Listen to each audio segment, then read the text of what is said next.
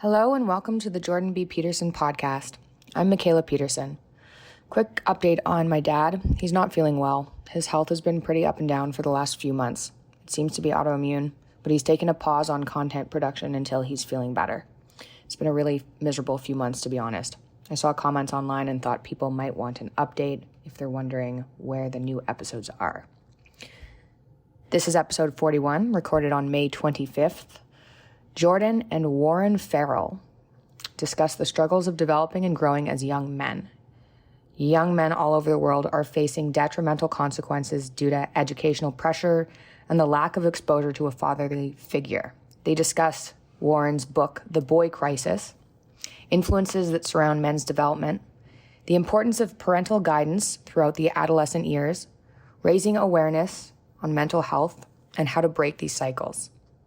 I hope you enjoy this podcast and your week. This episode is sponsored by Allform. Allform's the new company launched by the people who made my lovely mattress, Helix. Allform is creating furniture that's super customizable. Visit allform.com/Jordan. You can pick your fabric, sofa color, color of the legs, sofa size, and shape to make sure it's perfect for you and your home. They have armchairs and love seats all the way up to an 8-seat sectional. You can start on a smaller scale too and buy more seats later if you want your Allform sofa to grow and change when you move. Their mid-century modern style furniture is very attractive and it's super in right now. My producer ordered a giant L-shaped sectional, 6 sections of brown leather with ottomans and pillows. It looks super fancy, but it's also comfortable and apparently transformed his living room. If getting a sofa without trying it in store feels a bit iffy, you don't need to worry about that either. You get 100 days to decide if you want to keep it.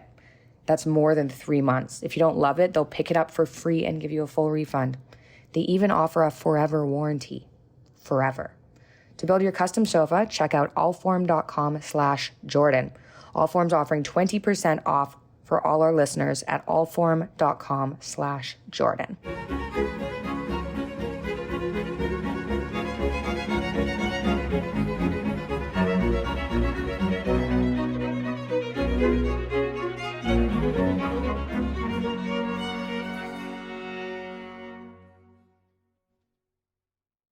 Hello, everyone. I'm pleased to be talking today with Dr. Warren Farrell, who I spoke with 3 years ago, almost to the day, about his previous book, Why Men Earn More. We're going to talk today about The Boy Crisis, which was published just after our last interview, so that's in 2018. Dr. Warren Farrell was chosen by the Financial Times as one of the world's top 100 thought leaders.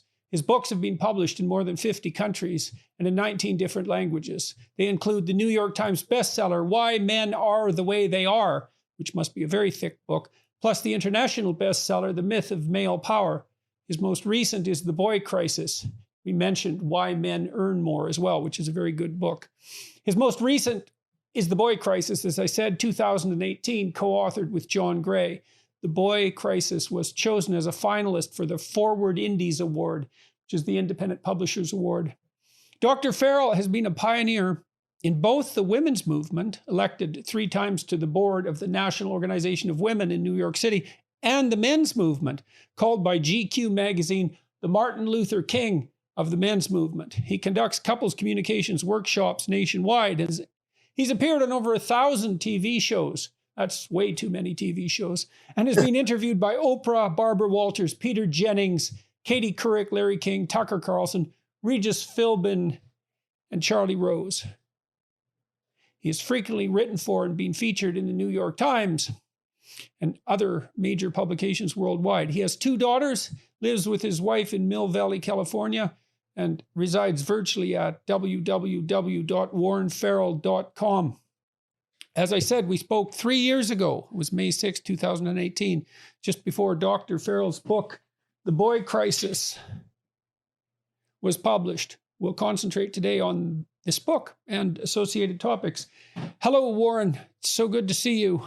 It is so good to see you, more than normal, Jordan, for all the, we've had more than the boy crisis. We've had the Jordan Peterson crisis, obviously. Yeah, a very dull topic, that. I don't know. It's just amazing to me that during this process of you going through what you went through, not only with yourself, but with Michaela, with Tammy, that you're not only alive, but that you also produced an extraordinary book as well in that period of time. It's just beyond me. No, thank you. Yeah, well, it helped keep me afloat. So I've been reviewing the boy crisis in quite a bit of detail over the last few days. It's something I haven't thought about for a while. Certainly, I've thought about it since our last conversation. The world has twisted and turned in all sorts of strange ways since then, and I suppose this issue has been pushed. This particular issue, the boy crisis, let's say, has been pushed to the back burner in a major way by all sorts of, well, cultural movements and by COVID, and it's not precisely on the radar. You mentioned to me just when we were discussing this issue, for example, at the beginning of our conversation today, before we started taping, that President Biden established a White House Gender Policy Council, which is supposed to focus on gender issues, but in your opinion, pretty much only focuses on women and girls, and is also supposed to focus on race, but pretty much ignores Black boys, which is perhaps the intersectional place, to use a detestable phrase, where the crisis is the most noticeable. So why in the world should we assume that the topic of your book, the title of your book, refers to something that is real? And if it's real, why aren't we attending to it? And why is it important? Well, first of all, it's real because in all 56 of the largest developed nations, boys are falling behind girls in almost every single academic subject, including reading and writing, which are the two biggest predictors of success or failure, as you can probably imagine. And boys who do badly in those subjects are much more likely to drop out of high school. Boys in general are much more likely to drop out of high school, especially in the United States. And boys who drop out of high school are more than 20% likely to be unemployed in their 20s. This is a statistic before COVID, when the unemployment rate in the United States was 3.4% versus more than 20% for boys. And so that's just the academic part of it. On the mental health part of it, when boys and girls are 9, they commit suicide about equally and very minimally. Between the ages of 10 and 14, boys commit suicide twice as often as girls. Between the ages of 15 and 19, they commit suicide 4 times as often as girls. Between the ages of 20 and 25, they commit suicide about 5 times as often as girls. And most people don't even know this, pay attention to this, but this is only the tip of the iceberg of the mental health issue. Where boys are far more likely to die from drug overdoses, opioid overdoses. They're far more likely to be depressed if you measure depression in a way that includes male symptoms of depression. Much more likely to enter into places that take care of people who are mentally have mental problems and so on. And when boys, and so I started asking myself, what causes all this, and when I first submitted the Boy Crisis to the publisher and sort of in form of proposal, I outlined 10 causes. And those causes included the environment and schools and so on. But I kept coming back to realizing that the hub cause of the boy crisis was dad deprivation, that the boy crisis resides where dads do not reside. And so that got me really thinking about that. So for example, boys who are raised by moms and dads together and go from an intact family to a school that has very few male teachers, there's not a huge impact. A little bit of an impact that's negative, but not much. But if they go from a female-only home environment, have only a female role model, then they go to a school with almost no male teacher role models, they are much more subjected to, much more vulnerable to being seduced by gangs as a pseudo family, or trying to not having the postponed gratification that dads tend to bring to the family. And so therefore, without that postponed gratification, they're more vulnerable to a drug dealer saying you can make money really easily by dealing drugs. You don't have to worry about getting the best grades in school, and you'll prove everybody that you'll drive around in a nice car. You'll be able to get the girls you can't get because you're sort of a loser at school, et cetera. So I just started started looking at all these things, I saw that the sperm count of boys had dropped 50%, that the IQs of boys had dropped 15%. And just, I started, looking and wondering about, two things. One is how much evidence there was for the boy crisis. And the second was exactly the question you asked. Since it's so evident and we're so focused on girls and women's issues, why are we not even seeing the boys and men's issues that are coming up, and how damaging it is to women to not have father involvement? For example, women that I had dated between my marriages were constantly talking about being overwhelmed. And so women are losers by fathers not being involved. Fathers feel a lack of purpose, and they deal with the whole thing that you talk about in your first rule of not having some type of change of culture where there's a vitality to give them purpose. And so we're in a very challenging situation. I did come to understand what the cause of it is, but it really is depressing to see how ubiquitous that cause is. So why do you think, if the crisis is of the magnitude that you suggest, you cite some statistics in the early part of your book. More men in the UK have died by suicide in the past year than all British soldiers in all wars since 1945. Suicide now takes more lives than war, murder, and natural disasters around the world combined. That might not include COVID, I presume, that statistic. Stealing more than 36 million years of healthy life, and the rate of suicide is growing much faster for men than for women. You mentioned that boys' IQ has dropped about 15 points since the 1980s, and make a case in your book that that's related to fatherlessness. We'll get back into that. Boys scored lower than girls in the 63 largest developed nations in which the PISA, a set of international standard tests, was given. Boys are 50% more likely than girls to fail to meet basic proficiency in any of the three core subjects of reading, math, and science. By 8th grade in the US, 40% of girls are at least proficient in writing, compared to 1 in 5 boys. 1 in 5. Boys who perform as well as girls are graded less favorably. We did some research years ago showing that agreeable children get better grades than their IQ would predict, and girls are more agreeable than boys. And so what that means is if you're less agreeable and more likely to be trouble, then, because that is associated with being less agreeable, then you're graded more harshly than your pure cognitive ability would predict. And that probably accounts for the gender difference, or at least for part of it. Not that it particularly matters, but boys have gone from 61% of university degrees to 39%. Girls, the reverse. Percent of boys who say they don't like school has gone up 70% since 1980. I imagine it was already pretty high in 1980. Boys are expelled from school 3 times as often as girls. That's the same statistic, basically, as boys are more likely to be arrested for conduct disorder, juvenile delinquency. Men are much more likely to be imprisoned. It's the same pattern there. 1 in 3 children in the UK and the US grow up without a father. And our culture pushes the idea constantly that all families are of equal virtue, let's say.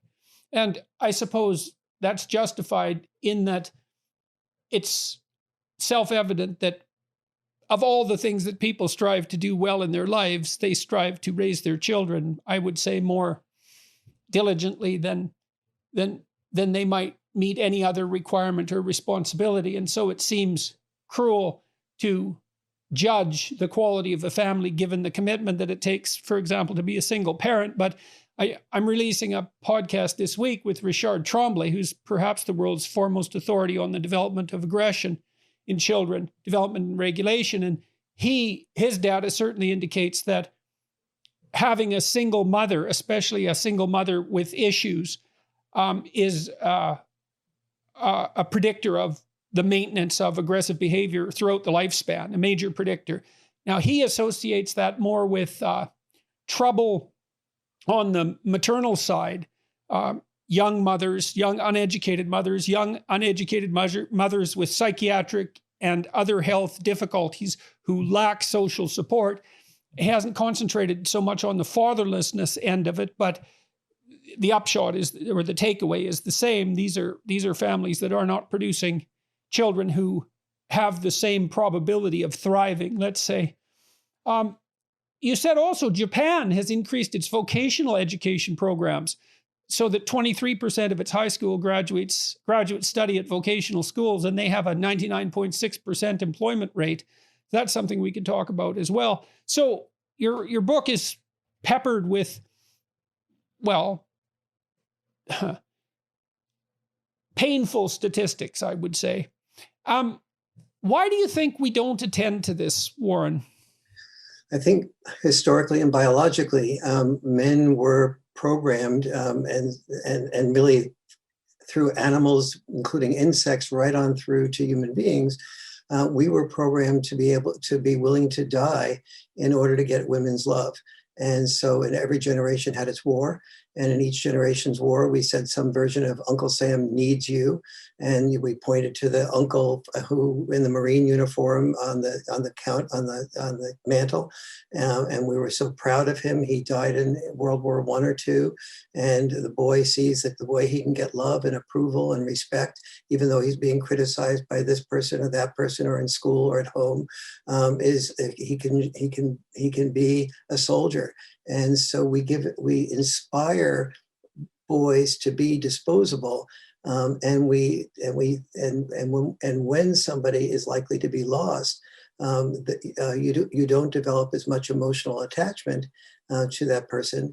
And if your way of surviving is for males to be willing to lose their life, so we're not under Nazi rule, etc., you begin to develop a connection between caring about men largely to the degree that they are willing to protect women and die for women. And so you don't care about the people who are dying so much if you have an incentive in there if you have an incentive to have them be willing to die in order to protect you. And so it's a disposable male hypothesis. That would be the hypothesis on the evolutionary psychology front. I mean, one of the things I've noticed is that my critics, let's say, like to parody my audience as, well, angry, white, and young, and male, let's say. But the thing that's interesting about that is that perhaps you could give me the benefit of the doubt and say that if that is my audience, and my audience is certainly much broader than that, and that wasn't who I was targeting, let's say, but even if it was, well, is there something wrong with talking to those people who are alienated and angry and perhaps for some genuine reason? The default answer seems to be they're so contemptible that anyone who even tries to help them is to be regarded with extreme suspicion. And it seems to me that that's in some manner a reflection of the phenomenon that you're discussing, which is a very, what would you say? If it's very deeply rooted and fundamental, at least from one perspective. So, I was thinking today, maybe our culture is set up so that the most esteemed people are highly successful men, but the least esteemed people are unsuccessful men. And so maybe that's the strange paradox, is that men, in some sense, have it the best if they're occupying the pinnacle of achievement, but they have it the worst if they're at the bottom of the heap. Yes, and that seems right. If you look at women's dating preferences, for example, compared to men, women are disproportionately attracted to successful men and disproportionately likely even to rank men of average attainment as below average, whether it's attractiveness or any of the other criteria by which such things might be judged. Yeah. So, the question is, if it is so deeply rooted, well, one question is, if it's so deeply rooted, what makes you think there's anything that we can do about it? I mean, you haven't had any luck, for example, convincing the White House over years to pay some attention to boys, essentially, even though they're the problem, let's say. You might think that even from the perspective of prevention, there would be some attention paid in that direction. But this bias is so pervasive that it seems to even interfere with that. Absolutely. So a few things, lots of really good things you brought up. So let me deal with the first thing on the anger issue. One of the, I don't know if we discussed this before, Jordan, but I've been teaching couples communication workshops for 30 years, and just produced a Zoom course on that a few days ago. And one of the things that is fundamental to that course is that men and women, and this is gay couples as well, and trans couples, and even parents and children all complain about their partners or their parents or their child's anger. And and one of the things that I work with them on is to understand that anger is vulnerability's mask. And the moment you see your partner as angry, look for the vulnerability that created that anger, the fact that they felt rejected, or the possibility that they felt rejected, the possibility that they felt misunderstood, the possibility that they said what they feel that bothers them over and over again, but that it's been ignored. And every time that they say what bothers them, there's a response to it that cuts them off and interrupts them before they've finished their full feeling. They're not drawn out, and the response that they get is an argument. And so they tend to not bring up issues that really concern them, because it's only going to be met by an argument that will escalate the problem. And so they end up walking on eggshells. Now, who does that? Men, women, both sexes do that. And it doesn't make any difference whether it's straight or gay couples. They both do. This is a complaint that I hear from literally everybody. And so when your audience is criticized as being angry, I would just ask, if you look at that anger as the vulnerability, how is that audience not being heard? And the way you are serving that audience is to hear if to the degree that that audience is part of your audience, is serving that audience by healing them, by having them have a place where they feel heard as opposed to dismissed.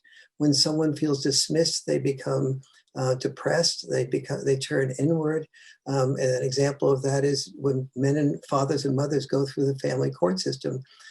Fathers are much less likely to feel heard in the family court system, to feel treated as equals. Oh, that's another reason why I wanted to talk to you before and today. In my clinical practice, I had men who were fine, upstanding men who were absolutely ground into nothing by the family court system. I mean, I pulled all the tricks I had out of my hat. One client in particular, a medical professional whose life was completely destroyed by the family law system. It was like watching a train wreck in slow motion, to use a terrible cliche. We tried every trick in the book to keep him afloat. What he wanted was 50% access to his 3 kids. And he was a really good father. I went out with him a number of times with his kids and watched how he interacted with them and how he taught them and how he cared for them, and went to his house and looked at how he set up their bedroom. And this guy did everything right. He was extremely high in conscientiousness, so unsurprising. But, he had his driver's license taken away. He had his passport taken away. He had his livelihood demolished by ill-founded rumors, by a spouse that was hell-bent on his destruction. We even went so far as to have him pick up his kids when they made the switch in front of a really, really busy supermarket. She would pull up behind him right in front of the doors of the supermarket. The kids would come out. She would stay in the car. The kids would come out and go into his truck and pull away, so that everything that transpired between the two of them was in full public view all the time. And despite that, she managed to get into his car a number of times. But anyways, he was just demolished. And I've seen this. And I get criticized. Maybe we can go into this a little bit. I get criticized for a couple of things by men regularly. One is I get criticized because I stand up for traditional marriage. And there's always a proportion of men who write, and they're usually men who've been demolished by the family court system, who say, look, you should stop telling young men to adopt a permanent relationship, get married, because the family court system is so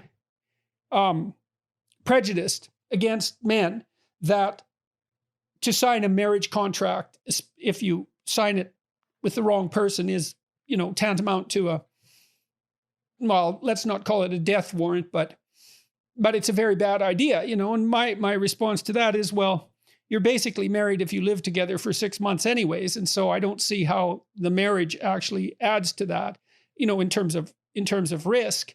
But it's not like I don't understand that there's a point there.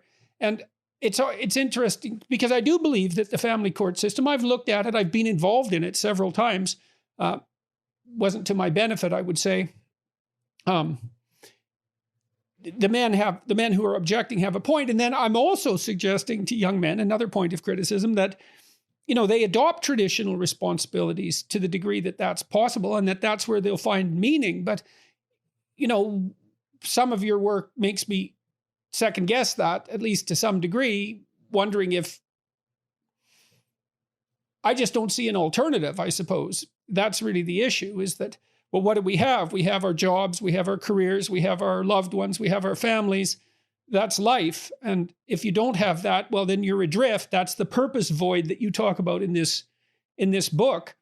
But if the traditional pathways to meaning, let's say, are no longer reliable, what's a guy to do? Let's say. We really, so to affirm what you're saying and put a piece of data to that, when people are going through the family court system, mothers and fathers are going through the family court system, the father is 8 times as likely as the mother to commit suicide from the frustration, obviously, of not feeling able to connect to his children. What very few mothers and fathers understand is that, dads have adopted in their traditional role sort of a father's catch-22. They learn to earn money. They learn to love their family by being away from the love of their family. They often do things like they may drive cabs. They may quit their passion of being an elementary school teacher, becoming a superintendent or a principal of schools.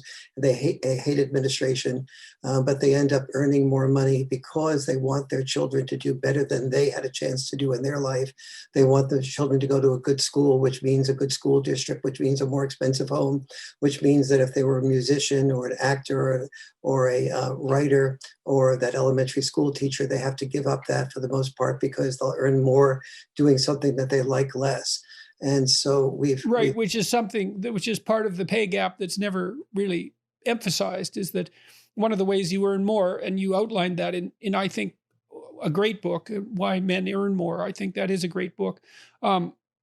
You point out that you earn more for doing jobs that are less desirable, intrinsically desirable in some sense. I mean, that's part of the equation, at least. Their jobs are more dangerous. They take you away from home more often, et cetera.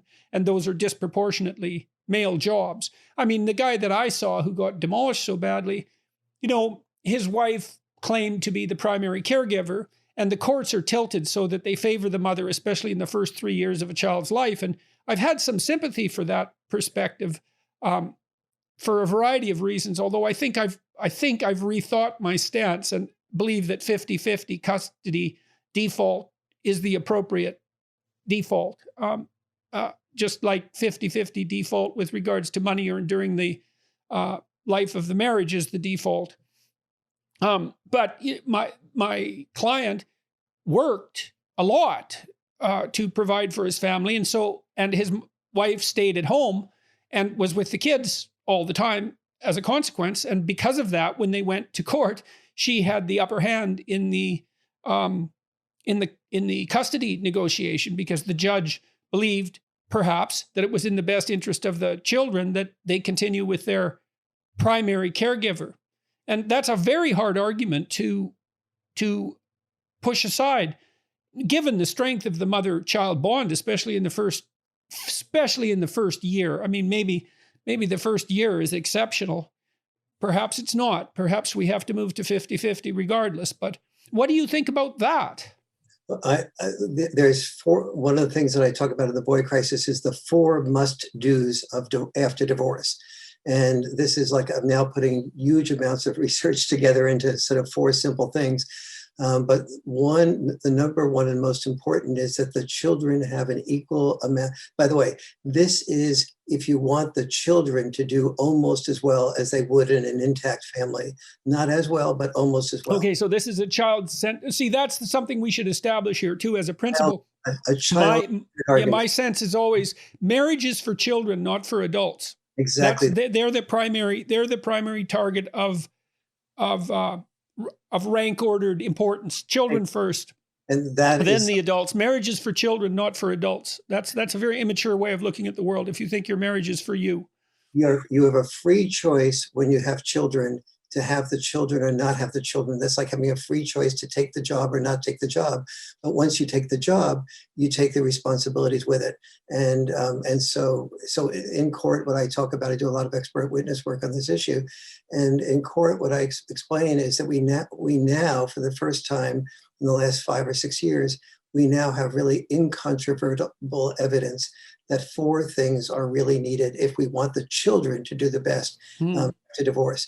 Number 1 is an equal amount of time with mother and father. The closer you get to 50-50, even when the child is like 1 year old or just born, that leads to the greatest possibility of a positive outcome on so many measures that we'd have to spend almost a half hour talking about those measures. I would like to talk about that to some degree because it's somewhat counterintuitive. So I think it's important to delve into that.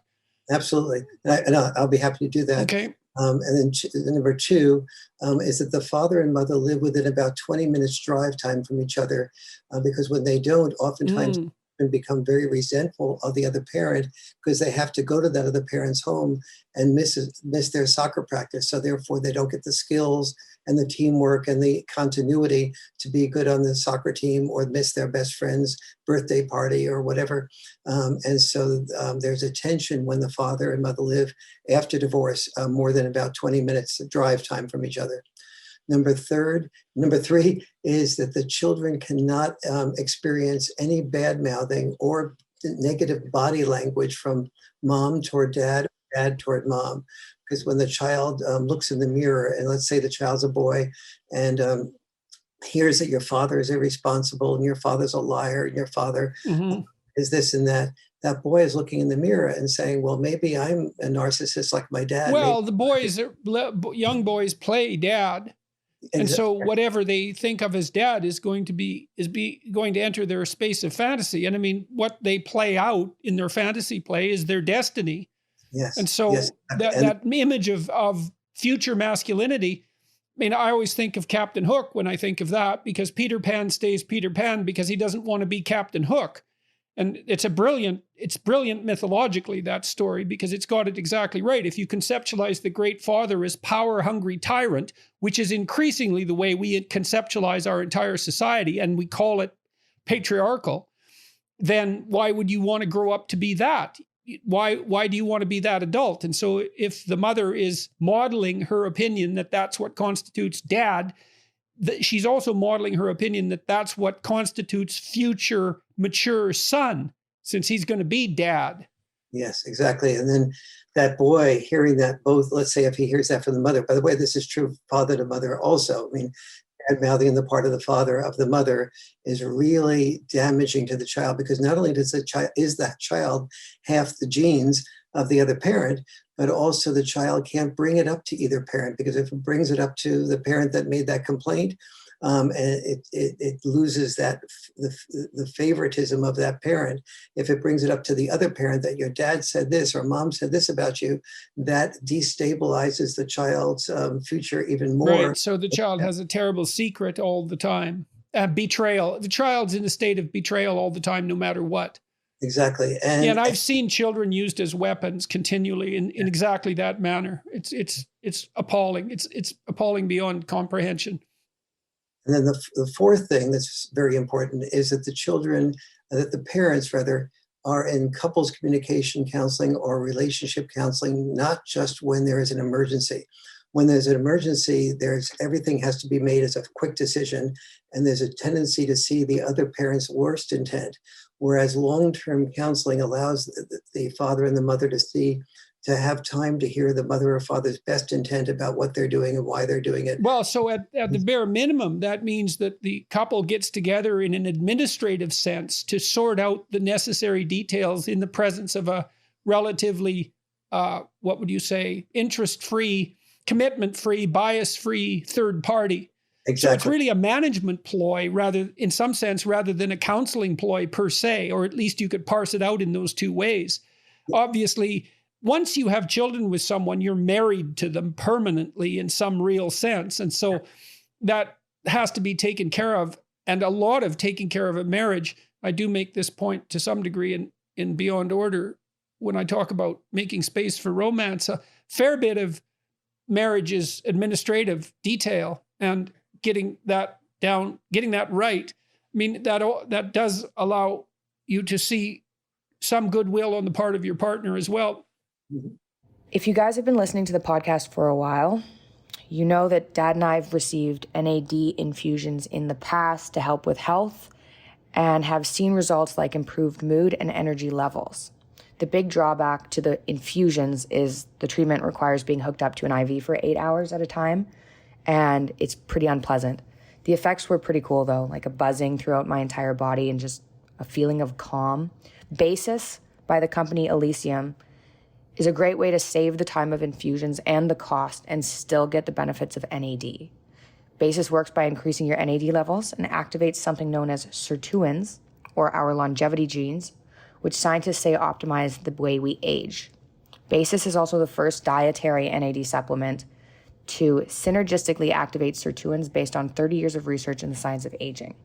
They have dozens of the world's best scientists working with them, and 8 of them are Nobel Prize winners. Many of the plus sides of increased NAD are internal things you probably won't feel right away, like enhanced mitochondrial function, active longevity genes, and improved DNA repair. NAD is found in every single cell of your body and is responsible for creating energy and regulating hundreds of cell functions.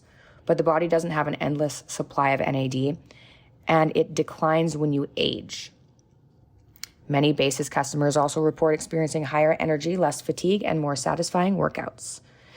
So this is easy. You just take 2 capsules a day to promote healthy aging. Listeners can get 1 month free on a subscription to Basis. That's the equivalent of $45 off by visiting trybasis.com/Jordan and using the code JBP Basis.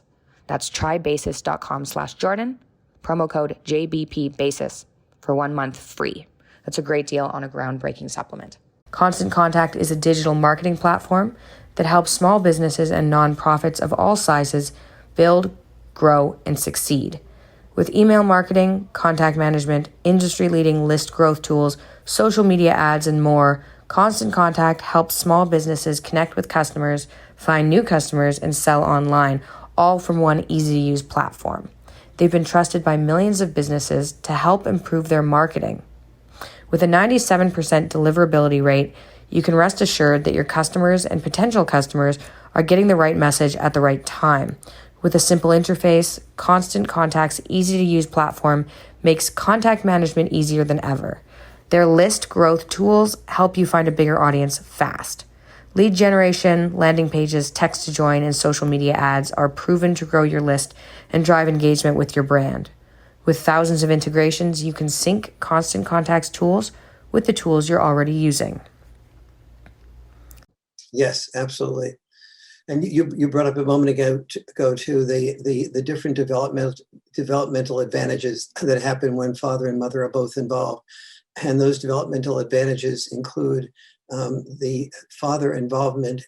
So after marriage or after divorce, father involvement, lack of father involvement is the single biggest predictor of suicide. It is one of the biggest predictors of a child not graduating from high school, dropping out of school. It's a very big predictor of a child being aggressive but not assertive. And last time when we did our last interview together, we talked about the whole roughhousing dimension of things. And I'm not going to go through that again because of the fact that people can go to that other interview and see that. But there are about 9 differences between dad-style parenting and mom-style parenting.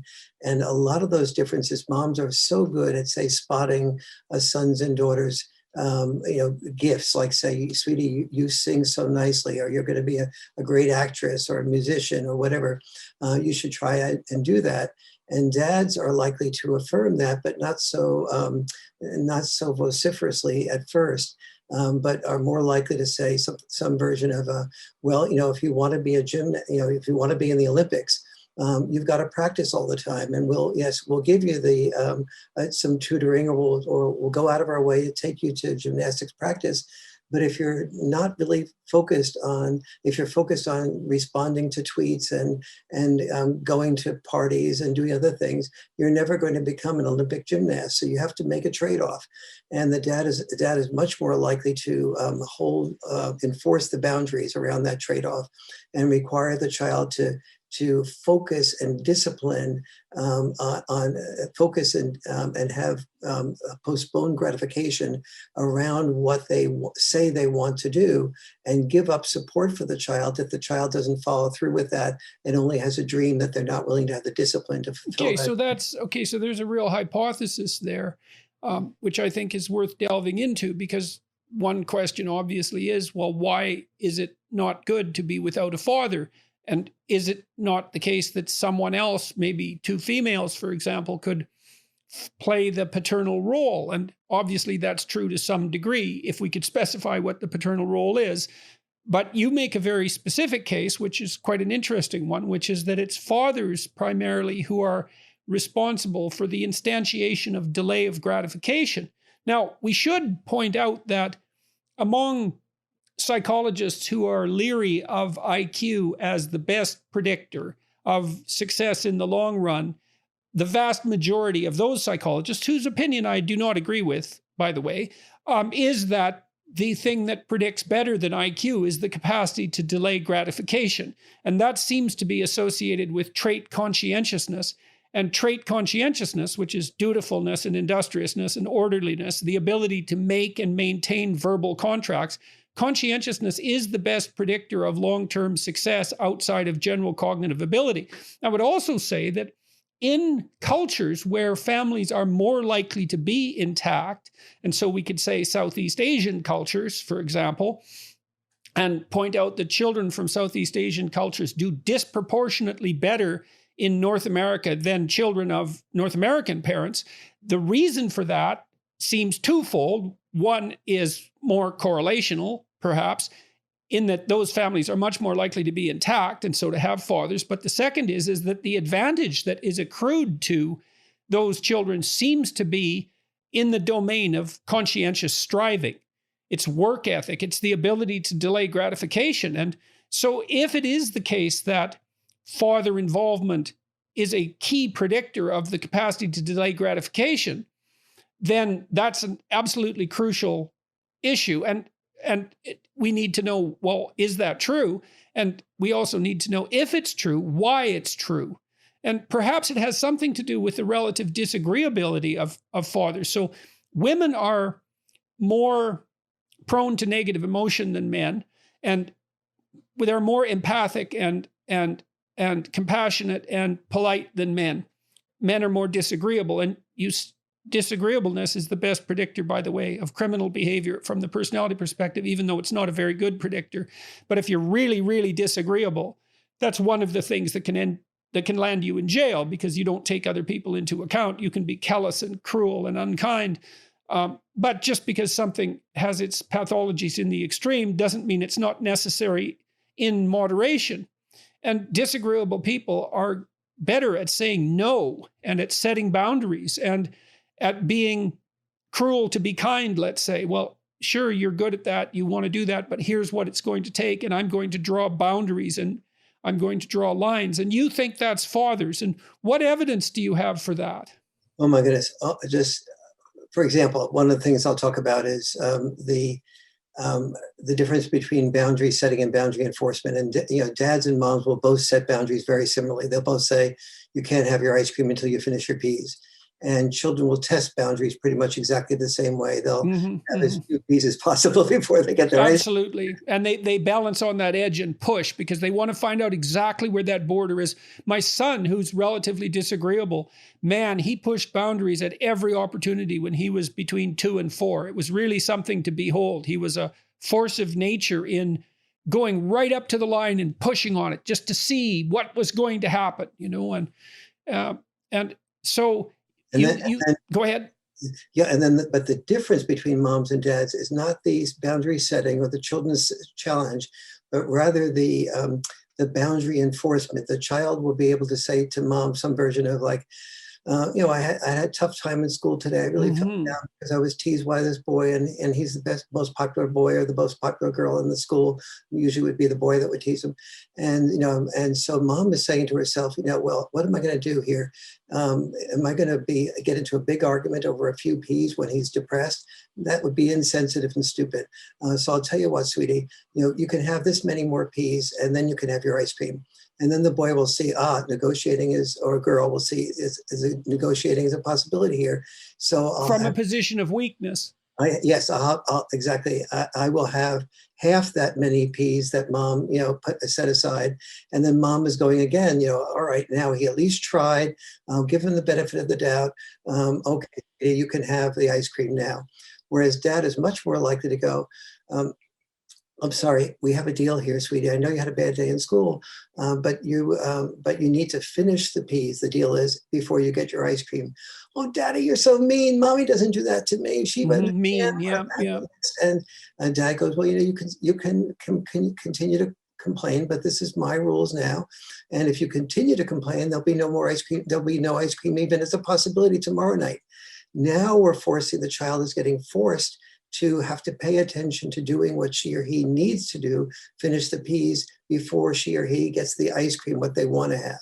Okay, so let me take what you said apart a little bit from a personality perspective. Okay, so I'm going to hit it from three perspectives. So the first is, I've always been entranced by the Disney movie Pinocchio, and Pinocchio is about the development of an autonomous individual, right? Someone who's free from having his strings pulled by others and who isn't a wooden head, but someone who's alive and can think for himself. And as Pinocchio develops, he faces a number of temptations. And one is to become an actor, which means to become a deceiver or a player of parts rather than the real thing. But another is to become a neurotic wreck who wants vacations. So he's tempted by Pleasure Island. And the way the fox and the cat tempt him is by convincing him that he's ill, convincing him to capitalize on that, and convincing him that the respite for his illness is a permanent vacation from his responsibility. So the temptations are deceitful actor and neurotic victim. So it's a very perspicacious film. It's a remarkable film. But in any case, now let's take that apart a little bit. So I'll first make an observation from my own marriage. My wife is no pushover, and she's relatively low in agreeableness by female standards. But what I observed in our relationship was that it was hard for her to discipline the children, especially when they were very young. And I think the reason for that was partly temperament, because I think the feminine temperament tilts towards compassion and nurturance, whereas the masculine temperament tilts more towards tough love. Yeah, fine. That's good. Thank you for filling in there. Yeah, it's conditional. There's a conditional element to it, and then judgmental element. Not conditional love, by the way, but conditional approval as part of total love. Right. Good clarification. Absolutely. Right, because the container is love. Yes. But that can mean delay of gratification, right? And there's a cruelty in delay of gratification, even when you impose it on yourself. It's a cruelty in the local sense because it causes distress. I mean, right now, my son and daughter are teaching their son, who's only slightly over 1, no. And I told them how to do it. So, for example, he sits at our table out in the backyard and he reaches behind and he's tearing the plants out of the green wall that's behind him. And so that's a no. And I said, I encouraged them. I said, look, take his hand, hold it firmly so that he can't move it. Say no. Hold him until he stops struggling to undertake his goal-directed activity. He'll probably cry. As soon as he stops resisting, let go and give him a pat. So you do that 20 times. Then when you say no, he'll cry and stop. And then 20 times after that, he'll just stop. He won't cry. So 40 times, and you've taught him no, which is an amazing thing because then you can let him go free because whenever you say no, he'll just stop. And so you can facilitate his freedom instead of having to be a helicopter tyrant parent who I've seen many of, who is one step behind their ambulatory 2.5-year-old, interfering with absolutely everything he does because he can't grasp a basic principle of socialization. In any case, no has some pain associated with it because otherwise it wouldn't produce tears. And no is a very, very hard thing to learn. And no is what the world teaches, not just what people teach. In any case, back to my wife. She spent the first year bonding with the child and also learning how to respond, essentially, especially in the first 6 months, to his or her every whim, because a crying infant demands instant recourse. And a crying infant is always right, especially if they're under 6 months of age. But then when the kid becomes ambulatory and starts to require discipline, the woman is required to switch from this primarily empathic role, which is facilitated by hormonal transformation post-pregnancy, by the way, from this primarily nurturing role to a role that is in some ways in the local environment, its antithesis. It's very hard for women to do that. And so my observation has been that they require someone else to bolster that element because it runs at counter purposes to what they're required to do in early infancy. And so, okay, so delay of gratification, we're going to focus on that. And an example illustrating what you're saying, and this is hard data-based example that I talk about in the Boy Crisis, is the is bedtime. So what we know when we look at bedtimes set by mothers and fathers is that moms will set bedtimes earlier than dads will. Dads will set bedtimes later, but the children end up, when studied, going to bed earlier when they're with the dad than they do with the mom. And so why is that? What the dad will be more likely to do is say some version of like, okay, bedtime is 9 o'clock. And when you get all your chores done, when you get yourself, you brush your teeth, you change your clothes, you've done your homework, etc. And I see your homework and it's done well, then any time that you have between when you're finished, when your sister and brother are both finished, your homework, etc., that time you have to play or do or ask me to do whatever I want, read your favorite story, etc. With mom, she's more likely to, and so the kids end up rushing to get through everything that they need to do. That is postponed gratification in order to get what they want to have, their story read to them, some roughhousing before bedtime, and something along those lines. And then with the understanding that they will then, everything will be cut off at 9 o'clock. The children with mom are more likely to, mom says, bedtime is this time, it's 9:30, let's say, and the children, it gets to be 9:30, and one of the boys or kids will say, well, I haven't done my homework, knowing that mom will want the child to have done his or her homework rather than go to bed without having homework be done. And so so mom will say, well, all right, you should have done your homework before, but we'll allow you a little bit more time for finish your homework off. And so the boy is able to, or girl is able to manipulate more time than that 9:30 time, and stay open even, or stay up even later. What the dad makes clear to the child is that if he or she does not, if they use up all that time and they haven't done the homework and it's now 9 o'clock your bedtime, sorry, but you will not, you'll just go to school and not have your homework done. That's your responsibility to get that done by this point in time. And so that's one of the sort of dynamics that happens that lead to children being more likely to be focused on doing what they need to do.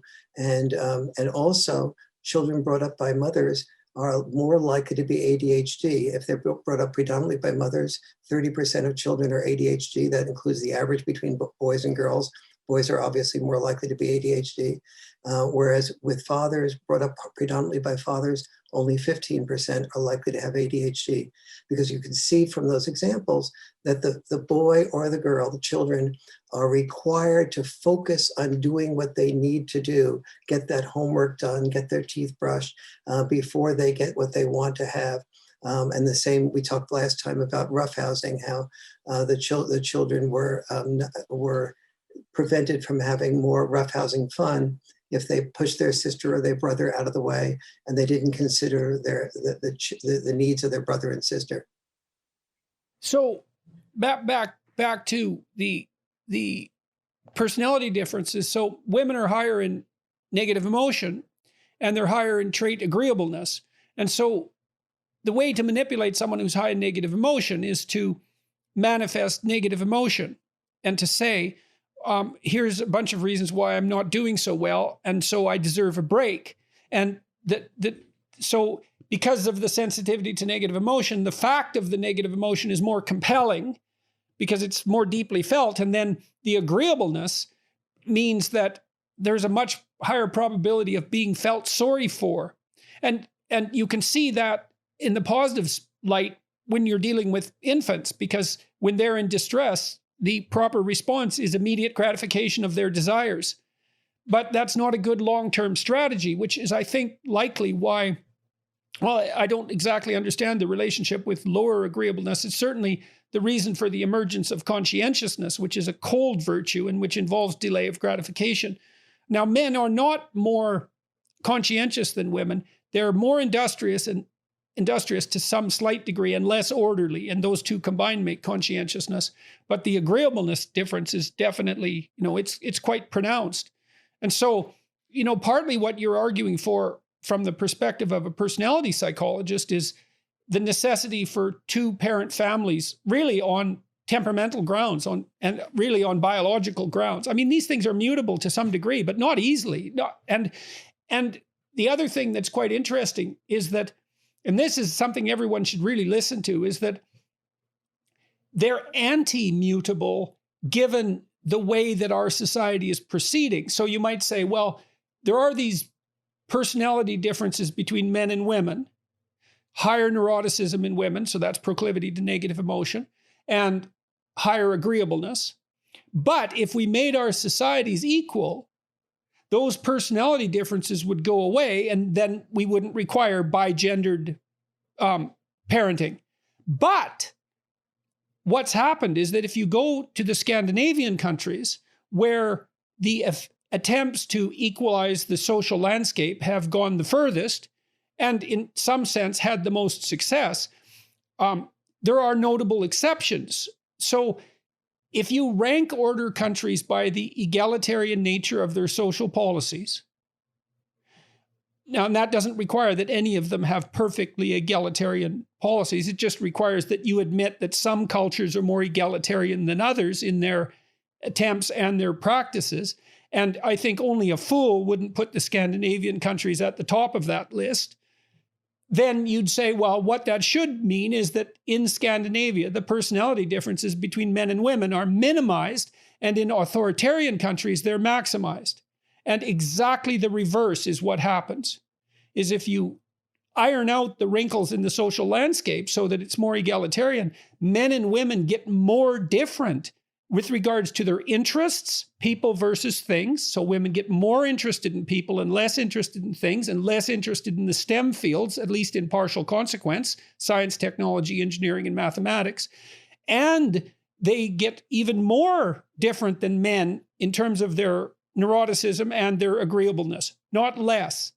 And so that argues against easy social amelioration of this necessity for bigender two-parent households. Yes. Yes, the children that seem to do the best are ones that they're in intact families, or, as I mentioned before, the children have about an equal amount of time with both parents, and that there is a checks and balance parenting. So a child will come to the mother and say, can I climb the tree in the backyard? And mom will say, well, maybe in a few years, sweetie, but not right now. You're too young and you could really hurt yourself. And the child will ask the same thing of a dad, and the dad will be more likely to say, well, yes, I guess so, but be careful. And then if the mother finds out, the father and the mother will go, well, wait a minute, you're not, blah, blah, blah. You're playing one against the other here, kid. Good work, but no. Yes, the kid will play one against the other, but one of the best responses to that is for the child to be able to see the mother and father negotiating. Right, absolutely. And saying, well, yes, you can climb the tree, but you can't go beyond this branch this high, and you can't, go on these branches. And Dad, you need to be out there under the tree, so that in case the child falls, the child will be cushioned by your fall, and don't get preoccupied with the cell phone. In fact, maybe give me the cell phone while you're out there with Ginger or Mary under the tree. And right. So they see the negotiation between masculine and feminine taking place. Why do you think that's so important? And you say there's research supporting that specific proposition. It's a very specific proposition. So what's the research? And well, it's both specific and metaphorical. Specifically, we now know that children climbing trees makes them worry about what risks are worth taking, what risks aren't. That fires synapses that are outside of their normal synapse firing development. And the data that we have for that is that the IQs of children doing risk-taking behaviors like climbing trees increase as they do that risk-taking behavior, and they increase their psychomotor functioning. We see. Okay, so there's this concept that Russian developmental psychologist came up with, Vygotsky, called the zone of proximal development. And one of the things he noted was that, I believe it was Vygotsky who discovered this, it might not have been, but it's the same phenomenon, so it doesn't really matter. So if you analyze the way that parents talk to children who are developing their language, so infants who are still learning to speak, the adults don't speak to the infant in terms that the infant can understand precisely. The adults speak to the infant slightly ahead of its developmental trajectory. And Vygotsky called that the zone of proximal development, which is the key zone to be in if you're going to learn. So imagine, and I make much of this in my books, that there's a domain that you've already mastered. And so that when you operate in that domain, the things you want to happen, happen. That's the domain of order. And then there's another domain where all hell breaks loose and you don't know what to do. And that's the domain of chaos. But there's an intermediary where you're expanding your zone of competence through exploration. And that's really where consciousness operates. And that's where we learn. And so risk-taking behavior isn't exactly risk-taking behavior. It's embeddedness in the zone of proximal development. I'll give you an example. So it's germane to your example. So when my kids were little, I bought this old wrecked wooden play set, monkey bars and swings. It was dilapidated, but I took it home and sanded it down and repainted it and, gave it about 5 or 6 more years of life. And my daughter, who was about 2.5 at the time, would go out there on that monkey bar. And so it was a ladder going up about 6 feet, which is a pretty decent ladder for a little 2.5-year-old, And so we were inclined to watch her. And she would stand on the first rung and then move her foot 1/4 of the way up towards it, and then half a way up towards it, and then 3/4 of the way up towards it. And then she'd put her foot on the rung, and then she'd do the same with her next foot, staying in that zone of proximal development. Can I move 1/4 of a step? Can I move half a step? Can I move 3/4 of a step? And we'd watch her do that. And doing that, she pinned all those movements together and mastered climbing up the monkey bar. And it was much to our satisfaction to watch her, because she wasn't taking a risk exactly. She was pushing herself out into the zone of proximal development and engaging in this mastery behavior. So you could say in some sense, and I believe this to be the case, that the masculine spirit encourages and facilitates the transformation. So if the feminine is concentrating on who the child is now and what that child now needs, the masculine is concentrating on how that child can move to the next developmental stage and pushing that along. Is that a reasonable presumption? A, yes, and B, here's an example of that also that coordinates or connects perfectly with that. The data shows that dads are more likely, for example, to use words that the child does not yet understand or does not understand at that time. And the mom is oftentimes looking at it and saying, well, why are you saying that? The child doesn't understand what you mean. And the dad's conscious or unconscious sort of feeling is, I want to plant seeds. And after the child hears this in different contexts, she or he will begin to sort of understand what that word is and what that means. And moms are more likely to feel that's just so insensitive. You're using the word. Being in this zone of proximal development, like if I brought that into the conversation because you talked about risk taking. And so what you could say is that as you push the boundaries of the zone of proximal development, you enter the domain of risk. Mm-hmm, mm-hmm. And so then the question would be, what personality elements are capable of tolerating the transformation of the zone of proximal development into the zone of risk? And the answer to that would be lower neuroticism and lower agreeableness. Because lower neuroticism would mean you wouldn't worry as much. So the magnitude of the perceived risk would be less, and lower agreeableness would mean, well, even if there is some risk, you don't care as much. It's like, it's okay. Now, it's not like you don't care about the risk exactly, although it is that in some felt sense. But the reason for that is that, well, there's another judgment, which is, well, the risk is worth taking because there's more than one risk at play here. There's the proximal risk that you engage in when you push yourself, but there's the distal risk that you engage in when you don't push yourself. Yes, you're right on target there now. And this is why so many of the differences between male and female style parenting are so important to understand. And one of those that sort of connects to what you're saying is the differences that moms and dads tend to get into about dads teasing children. And which feels to many moms like it often results in the child crying when the teasing first starts.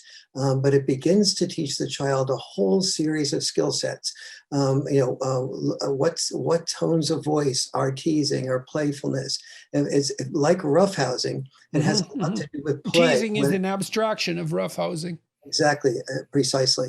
What eye contact is being playful. What eye contact is serious. What body language. What I'm exaggerating now. You get off the bed because if you don't get off the bed, Daddy will always make life hard for you. You know how bad Daddy is, and the child starts laughing.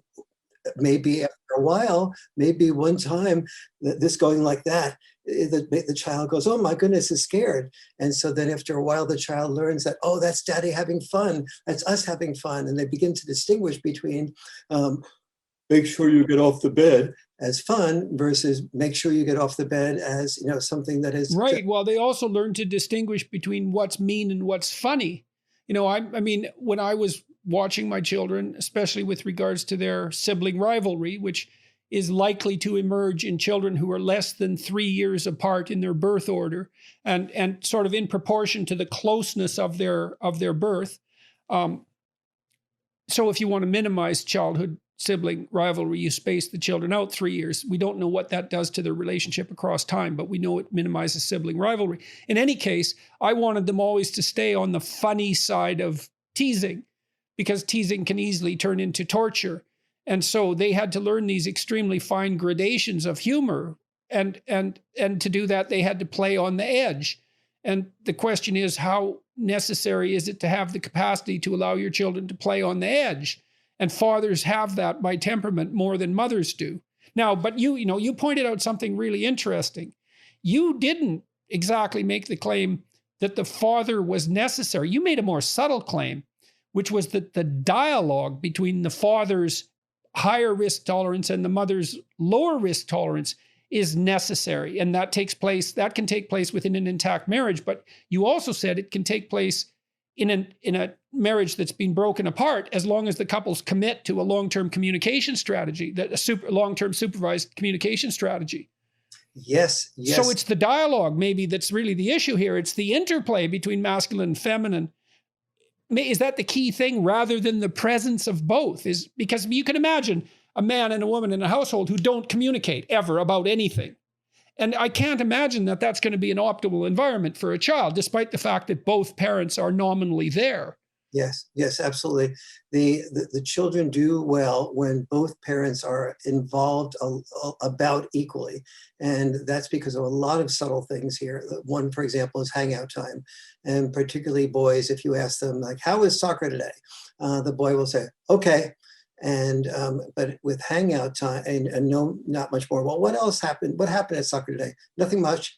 And then, but if the father has hangout time, let's say in a divorce situation with the child is likely maybe they're One's doing homework, the other was doing a different type of work, and they end up in the kitchen together and they're looking through the thing. And then the boy will say, Daddy, I don't get it. If you're playing soccer and you're doing really well, and I was goalie last week, and this week I wasn't goalie, but I thought I did really well, and the coach even said I did really well.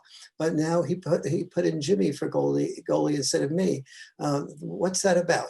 And that's when children with hangout time, both boys and girls, tend to do much better than they do when they just are asked a quick question for a conversation. For daughters, they need time for the questions to bubble up of their own accord. Exactly. Or some little thing reminds them of something. If you ask a child, how are you doing? Oftentimes they'll say fine. But if you ask them something specific, how did you like having the ice cream taken away from you by somebody at school? Then they'll have a response to that. So when something triggers something that is very specific, the child will tend to sort of open up and on his or her own terms. And interestingly, I said hangout time was very important for boys. Psychologically, some researchers at the University of California, Irvine, said it's the single greatest predictor of psychological security in girls, hangout time with dads. And hangout time with moms and dads has a different dimension to it. The children know that if they say a problem to mom, she's more likely to be reassuring. I'm sure that he really wanted you to do really well. He was probably just giving the other person a chance because in order for them to feel good about themselves, like you did when you played goalie.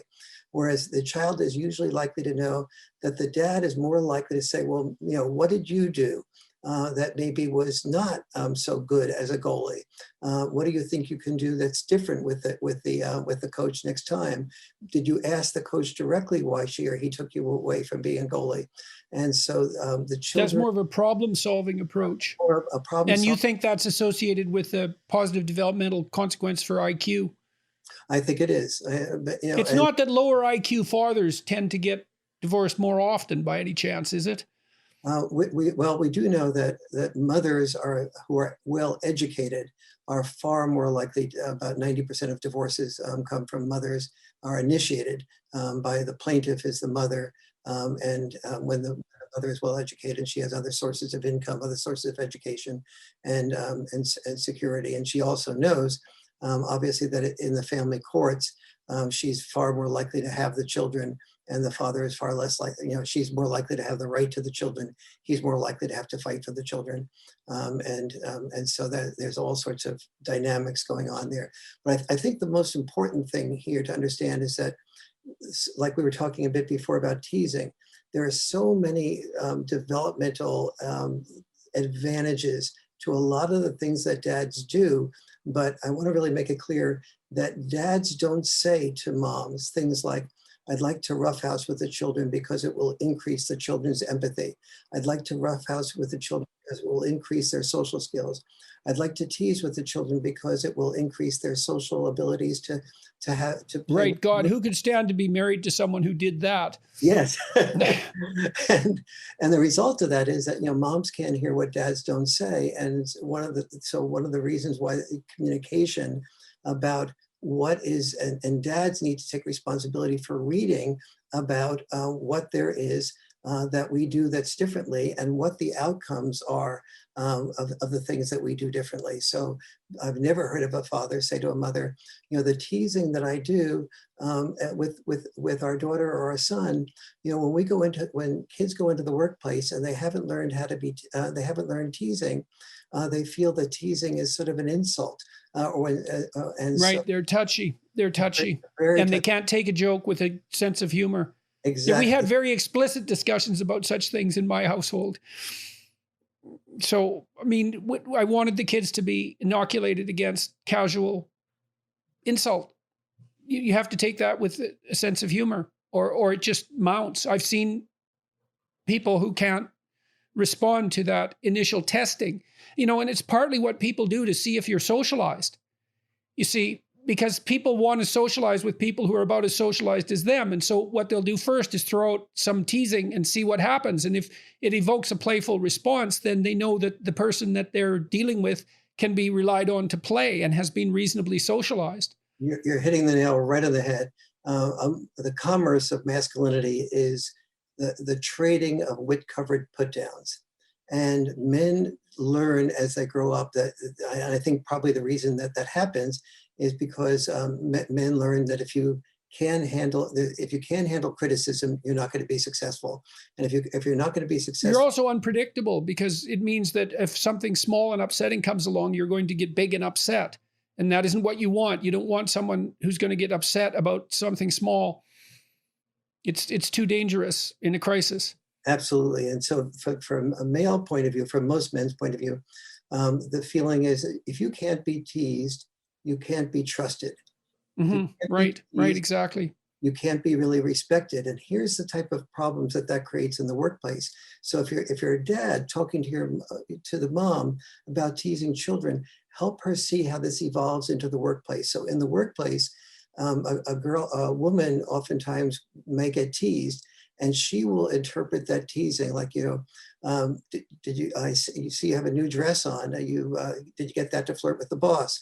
Or do you have, you're dressed, you must have dressed in the dark last night, something like that. That's something, if you say it to a guy, they come back at you with some funny counter point, like, well, that would be typical for a short man to say. Version of that, and the men with each other, when they can tease each other like that and play with each other, that means that they're beginning to trust that man and move them into their league of people they can respect and trust. Whereas if the woman hears something like that comment, she might feel it means that she's being discriminated against in the workplace. So she takes that perspective and says... Now, that would be particularly true, I suspect, if she didn't have a lot of masculine presence in her life. Exactly. And she that girls who don't have brothers are much more likely to be raped. I didn't know that. That's interesting. And I do believe that. And because a lot of this does confirm a number of things that I've heard of people who are experts in that area. And that's very, very deeply sad. And particularly what's reinforcing this, you were talking about how things in today's culture sort of reinforce this. So let's say this woman is new to work and she's being tested out by being teased, and she feels really insulted, and she interprets the teasing as discrimination against her, as opposed to interpreting the teasing as an attempt to include her. Yeah, so, exactly. Precisely. So she goes to HR. It's an invitation to play. It's an invitation to play. It's an invitation to be if you're skilled at it, right? I mean, a tease can go too far and then it's insulting, but the really good tease is right on the edge, right? And then it's also a compliment to the person who's designed to receive it, because you're facing them with the proposition that they can tolerate a comment. They're sophisticated enough to know when a comment is right on the edge, and they're resilient enough to tolerate it and respond in kind. So it's a compliment of the highest order to push like that. It is so important that you said that, and that's exactly right. That's exactly what teasing does test for, and that's exactly what men who tease each other are testing for, to see if the playfulness can be met with playfulness. It can be met with even a greater challenge that requires them to participate in the process. But institutionally today, we've taken... And you think part of that's crucial to IQ development?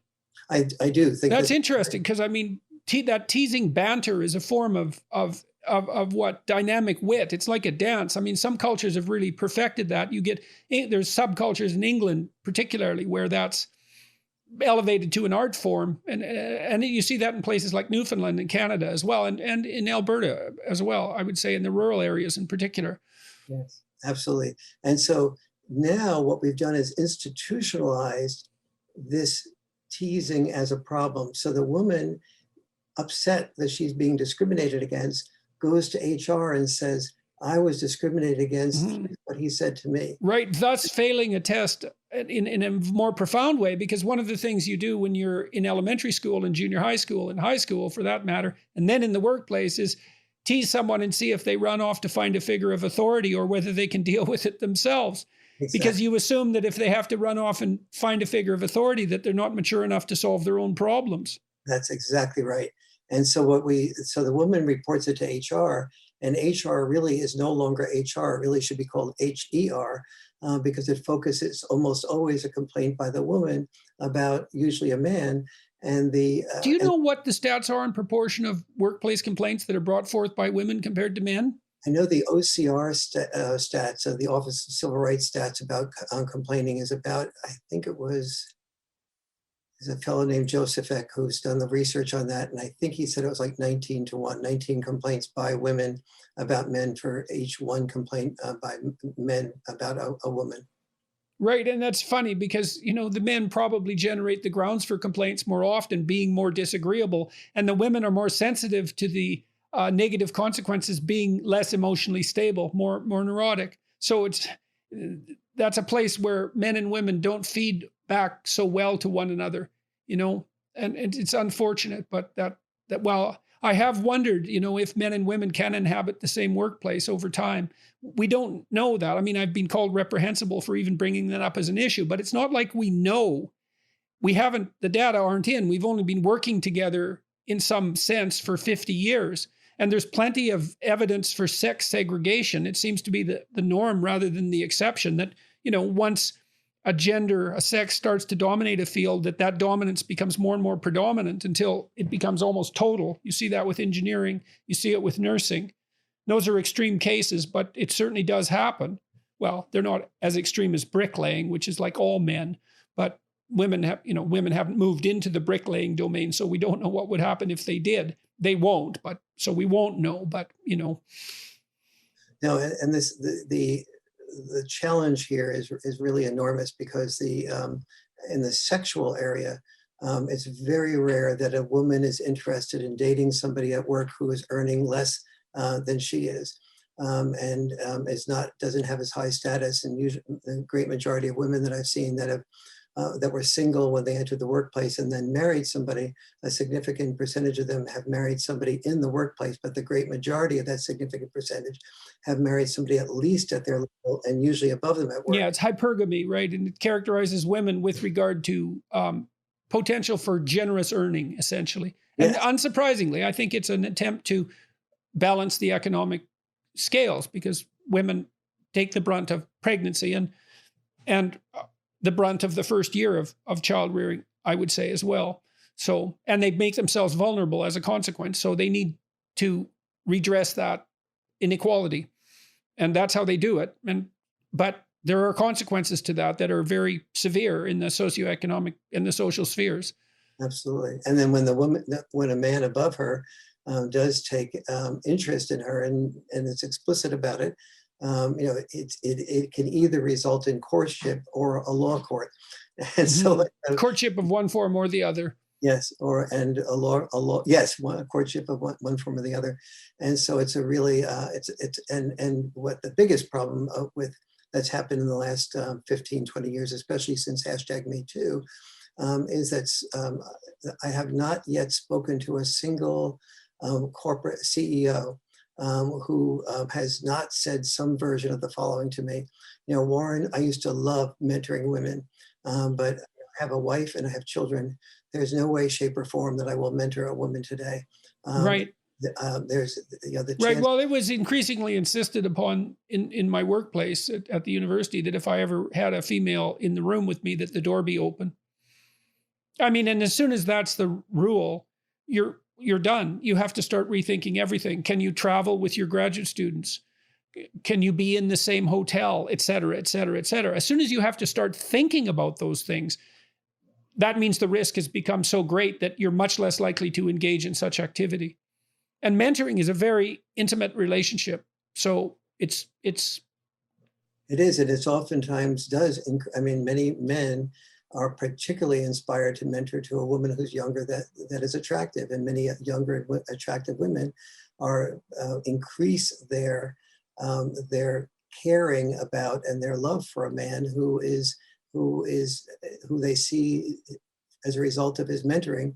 Across cultures, women prefer men who are about 4 years older. There's some variation, and that actually is one of the things that is moderated in the Scandinavian culture. So that age gap is less rather than more in the Scandinavian cultures. But that goes along with the general tendency to hypergamy, which is preference for a mate who's at or above you in the social hierarchy, Yes. or the socioeconomic hierarchy. It's really the social hierarchy, though. Which create enormous problems in different cultures, like in China. When we do analyses of the most popular dating site in China, you see that women want, a very high percentage of women, I think it's in the 92 to 93 percentile, approximately, of women want men who own homes and own cars. But of the people on the dating sites who are males, only a very small percentage of them own homes and cars. Right. Well, and we should also point out that women aren't actually going for the home or the car. They're going for the ability to produce the home and the car. Of course, yes. Right. They're using them as secondary markers for competence, essentially. And then they, you cite an interesting stat here too, which I thought was worth talking about. On who should pay the bill on the first date. 72% of women think that a man should pay the full bill on the first date. Now, remember, they've already selected this man. And what that means is that he's likely to be at or above them in the socioeconomic hierarchy, and perhaps slightly older. So, in some sense, he can afford to pay better than she can. But in any case, 82% of men think the same. And so men are playing the hypergamy game even more intensely than women are, at least with regards to that particular statistic. So, and this gets into the psychology of the pay gap, because many women feel okay about that because they feel like, okay, men earn more than I do for the same work. And in fact, that is not really accurate. Here is what is accurate. Fathers earn more than moms do. The pay gap is not men, women. The pay gap is dads versus moms. And when dads become dads, they're far more likely to give up the things that they love to do that pay less, and do the things that they like to do a lot less. Quit that musician gig that paid much less and do something responsible, quote unquote, like selling product Y. And that's also in line with the data that show that, most young men, many young men, abuse alcohol. Most of them stop when around 27, but that's also when they get married. And so they stop engaging in primary gratification. And that's another example of that delay of gratification, as far as I'm concerned, that ability or willingness to sacrifice. Yes, it is also part of your whole rule about it's important to have stable structures, but it's also important to have flexibility in structures. And part of it's so funny that it's so rare that we can have a real conversation about this, because let's say that the pay gap, it's certainly not obvious what degree the pay gap is caused by female hypergamy, right? If men demanded of their dating partners that they earned more than they do, my guess is that there'd be a pay gap in favor of women, because men are incentivized to earn more, because if they don't, the consequences in the sexual market, but it's not the sexual, it's the intimate interpersonal market, right? To not be cynical about it, because it's not all short-term mating that people are motivated by. Quite the contrary. Well, they're motivated to take the more dangerous, less desirable, farther away from home and family and interest, for that matter, jobs, because the payoff is disproportionately large for men who do so. And you see that, and it's exaggerated at the upper end of the distribution as well, which is what you pointed out with regards to the dating sites. Like 70% of men are rated as below the 50th percentile in attractiveness by women. And so not only are there rewards for earning more, there are disproportionate awards for men for earning more. And that goes along with the proposition that we put forward at the beginning of this conversation. I think that was recorded as well, that the most admired people are men, but the least admired people are men as well. And there's a lot more least admired men than there are most admired men. And that's true in brutal force on the dating scene, on the websites. Absolutely. And as I said, part of the reason that this is sort of all justified is because, after all, men have privilege, and men are, and the pay gap is really a reflection of the fact that, men do less work and earn the same, or and Yes, which is complete bloody nonsense. That's just not true, that stat. There is a gap, but the reason for the gap is very, very complex and involves many factors, including the ones we discussed here, which you take apart so nicely in your book, Why Men Earn More. I think you have 13 reasons that men earn more. You know, that's quite a few reasons. And privilege isn't one of them. it's actually 25 differences between the choices that men tend to make and the choices that women tend to make. 25. Each of the 25 differences are things that do lead to men earning more money. But could you list a few of those now? Because it's such an interesting topic. Men are more likely to take hazardous jobs. They're more likely to take jobs like logging or trucking. They're more likely to take jobs that require them to work weekends or evenings. They're more likely to take jobs that have very little people contact, like being an engineer. But most men do like people contact. But many of the jobs with less people contact, like being an engineer or mathematician, tend to pay less. The men are more likely to work longer hours. So the U.S. Bureau of Labor Statistics, when you hear somebody works full time, that only means that they work 35 hours a week or more, not 40 hours a week, was what you usually think of as full time. Well, the average person who works 44 hours per week makes twice the money as somebody who works 35 hours a week. It's twice. I see. Well, I remember one of your stats, which was, I think, 10% more working hours is 20% more income, something like that. But that's a much more dramatic statistic. 44 hours is twice as valuable as 35 hours. Yes, on average. And men are much more likely to work that 44 hours or more per week. Right, and thus not be there for their children as is exposed in family court. Exactly, and that of course is very fascinating. It's what I call the father's catch-22, that dads learn to love the family by having to be away from the love of their family. But when the Pew Research Center asked dads who were full-time working dads, would you prefer to remain full-time working, or if you had the option of leaving your job full-time and being full-time with the children, which would you prefer? 49% of dads said who worked full-time, so these are not sort of loser dads or dads not inclined to work. 49% of dads who work full-time said that they would prefer to be home with their children full-time, and maybe work a little bit or not outside of the home. And yet that question is almost never even asked of dads. Usually when middle and upper middle class people are married and they have children, the mom generates three options. Option one is to work full-time. Option two is to be full-time with the children. Option three is to do some combination of both. And dads, they have three options too. Option one is to work full-time. Option two is to work full-time. And option three is to work full-time, or more accurately, if they're a working class person, to work two jobs. If they're more of a white collar worker, they'll tend to sort of work more hours at the job that they're doing. And so these types of differences are not seen. And the easiest way to see these is that women who have never been married and never had children, they earn 117% of what men who have never been married and never had children earn. It's only when men get married and have children that they begin to do what you were talking about before, is start taking on a commitment, a new responsibility. Okay, so your claim, it's no wonder you're so popular. Your claim is essentially that men don't earn more because of privilege. They earn more because they take responsibility. Not that women don't. I'm not saying that, but I'm not saying that. They're taking responsibility in a different way because they're focused on the children, and maybe they sacrifice their career for that, and maybe that's what they want to do, but it doesn't matter. They're still doing it.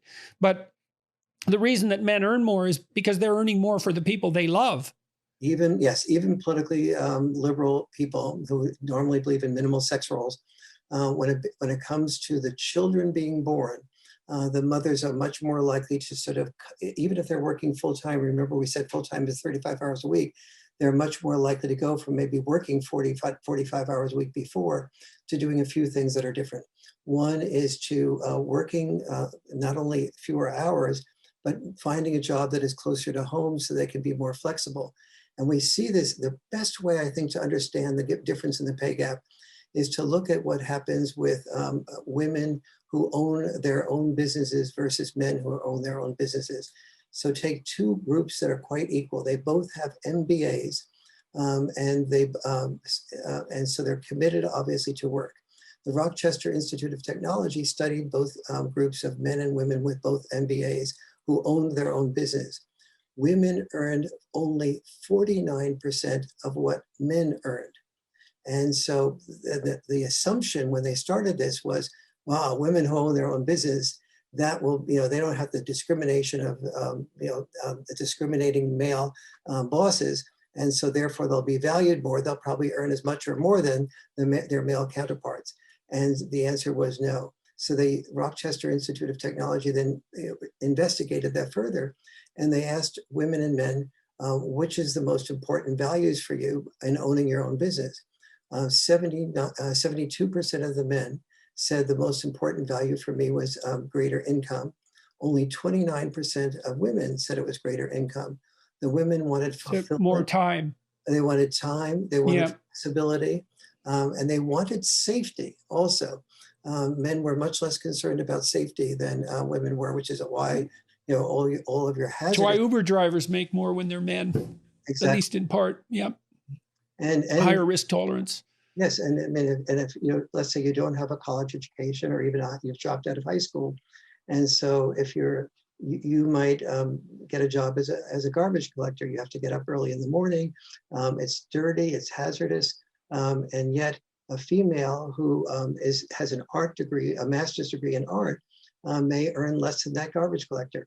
And partially it's because people tend to need their garbage picked up more than they need a new piece of art. And so these are so many of the 25 differences that are between men and women. But the good news about this— How did we get to a state, Warren, where given 25 differences is a lot of differences, and it doesn't make for a very big difference in pay, by the way. Even the most radical proponents of the unequal pay theory are struggling to come up with a figure that exceeds 15%. So 25 differences amounting to 15% isn't that much of a difference. But, if the data are so clear that it's fathers who are driving this, and it's relatively self-evident, I would say, if it was single guys that was driving this, you could make a case that it was for selfish, pleasure-seeking purposes, right? And that would fit pretty nicely into the privilege narrative, right? Power-hungry, greedy, selfish, short-sighted men with privilege make more money. It's like, well, wait a minute, it's fathers. Oh, so why are they doing that? Well, and never married women who have never had children earn 117% of what never married men who have never had children earn. Never married women who have never had children, they are more likely to plan for their careers, and they do earn more. And what's most astonishing is that never married women who have never had children have earned more than never married men who have never had children since the 1970s. Just now, it's 117% more.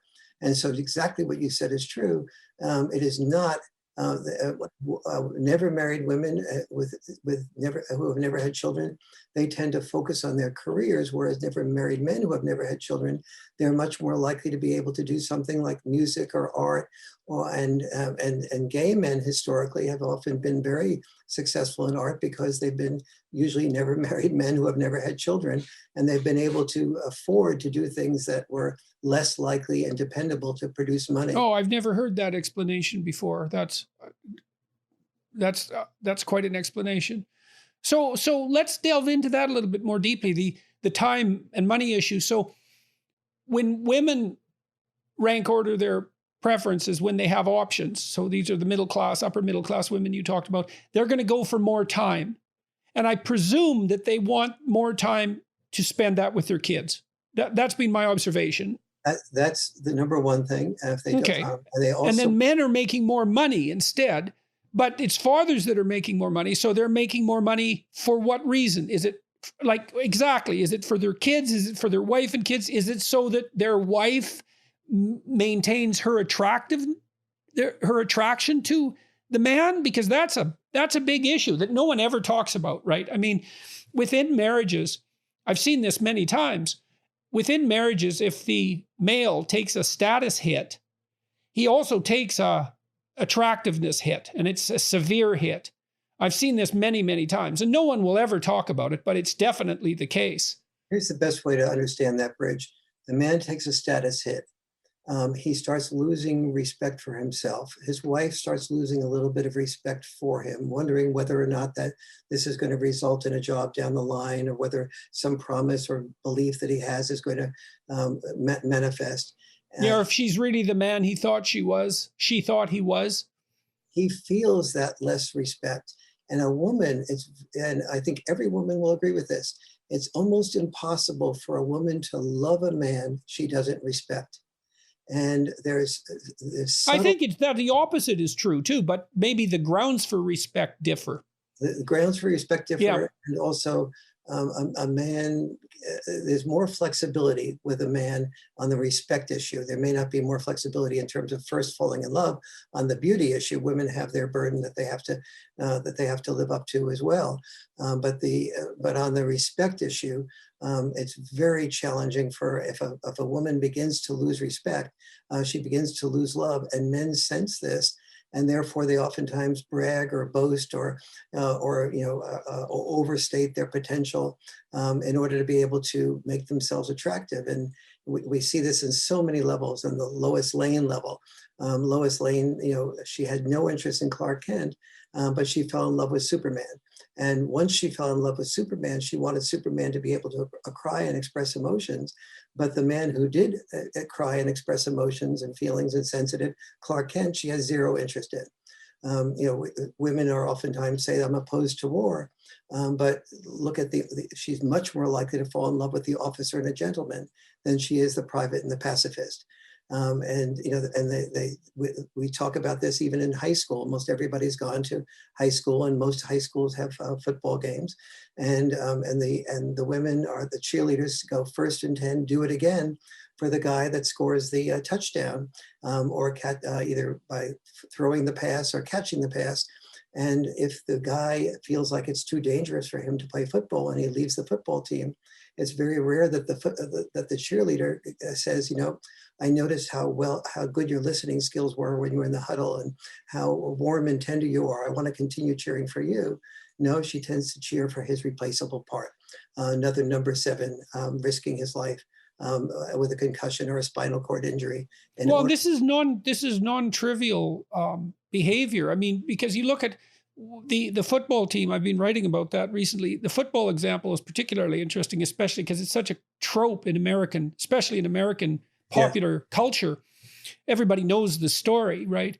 But what's so interesting too is the men on the team will elevate their best player to the highest position of status, despite the fact that they all take a hit in terms of sexual attractiveness by doing so. I mean, maybe, being on a winning team elevates a rising tide lifts all boats. Well, definitely. But it's still the case that they'll take a relative hit within the confines of the team to elect the man to the position where he's most likely to receive the favors of attraction from the most valuable, the most desired women. Yes, exactly. So, trying to puzzle out the role of sexual selection, thinking that through, because men select the men that women select.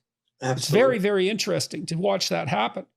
And yeah, absolutely. And you'll see this, both sexes figure out very carefully. And when people say, well, men are more competitive than women, that's not really true. Both sexes are very competitive for having the goodies that lead them to have the greatest amount of choice. So women will compete with other women about how they dress, what their dresses look like. If a woman is at a party and she's interested in one or two of the guys at that party, and a really attractive woman comes through the door, she will assess what her chances are and how she should position herself to make sure she gets the contact with the man that she really wants to make contact with. and the men will do the same type of thing around, the things that they feel will lead a woman to be attracted to them. Well, this also makes it it's very difficult for men to figure out. This is another reason why I question the long-term viability of, not that I truly question it, but these questions arise in my mind, the long-term viability of mixed sex workplaces. The rules for competing with other men are pretty clear. Mm-hmm. The rules for competing with women are not clear at all. Yes. Because if you're a loser, you're still a loser. But if you're a winner, you're just so easily a bully. Mm-hmm. So it isn't obvious how men can negotiate that. Well, they have to negotiate it through negotiation. That's the only possible outcome. But it definitely makes things much, much more complex. And it's complex, at least in part, because, as you just pointed out, within the sexes, the competition is about different things. Between the sexes.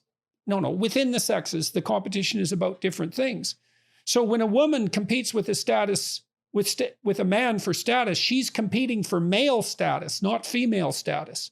And so what to make of that? Well, why that would be rewarding to her isn't that obvious. And I think that's part of the reason why so many women bail out of high pressure situations, jobs, when they hit their 30s. I mean, part of it is that they would rather be with their family and for obvious reasons.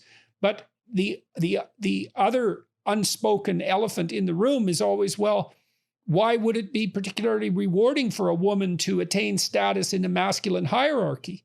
What benefit does that confer on her? Well, more income, that's one of them. But that confers no attractiveness advantage, whereas for men, it accrues a tremendous attractiveness advantage. It's definitely disproportionate male versus female. I would say, though, that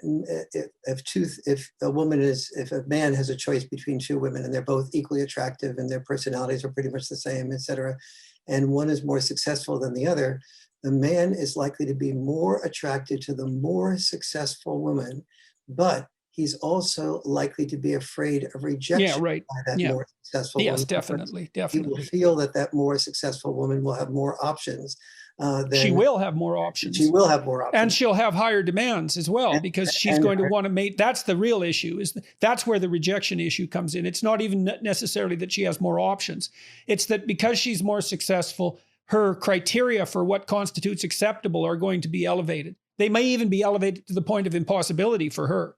Exactly. And the real fear that the man has is the fear of being rejected. Yes, definitely. And I think that well, I've made light of that by teasing my class, my students. I said, well, what's the joke? Well, you're perfectly suitable as a companion, but in no way should your genetic material be allowed to propagate itself into the next generation. Right? That's the core of rejection, and it cuts to the bone. It cuts to the bone, and it isn't obvious that's sufficiently understood, how terrified men are of female rejection.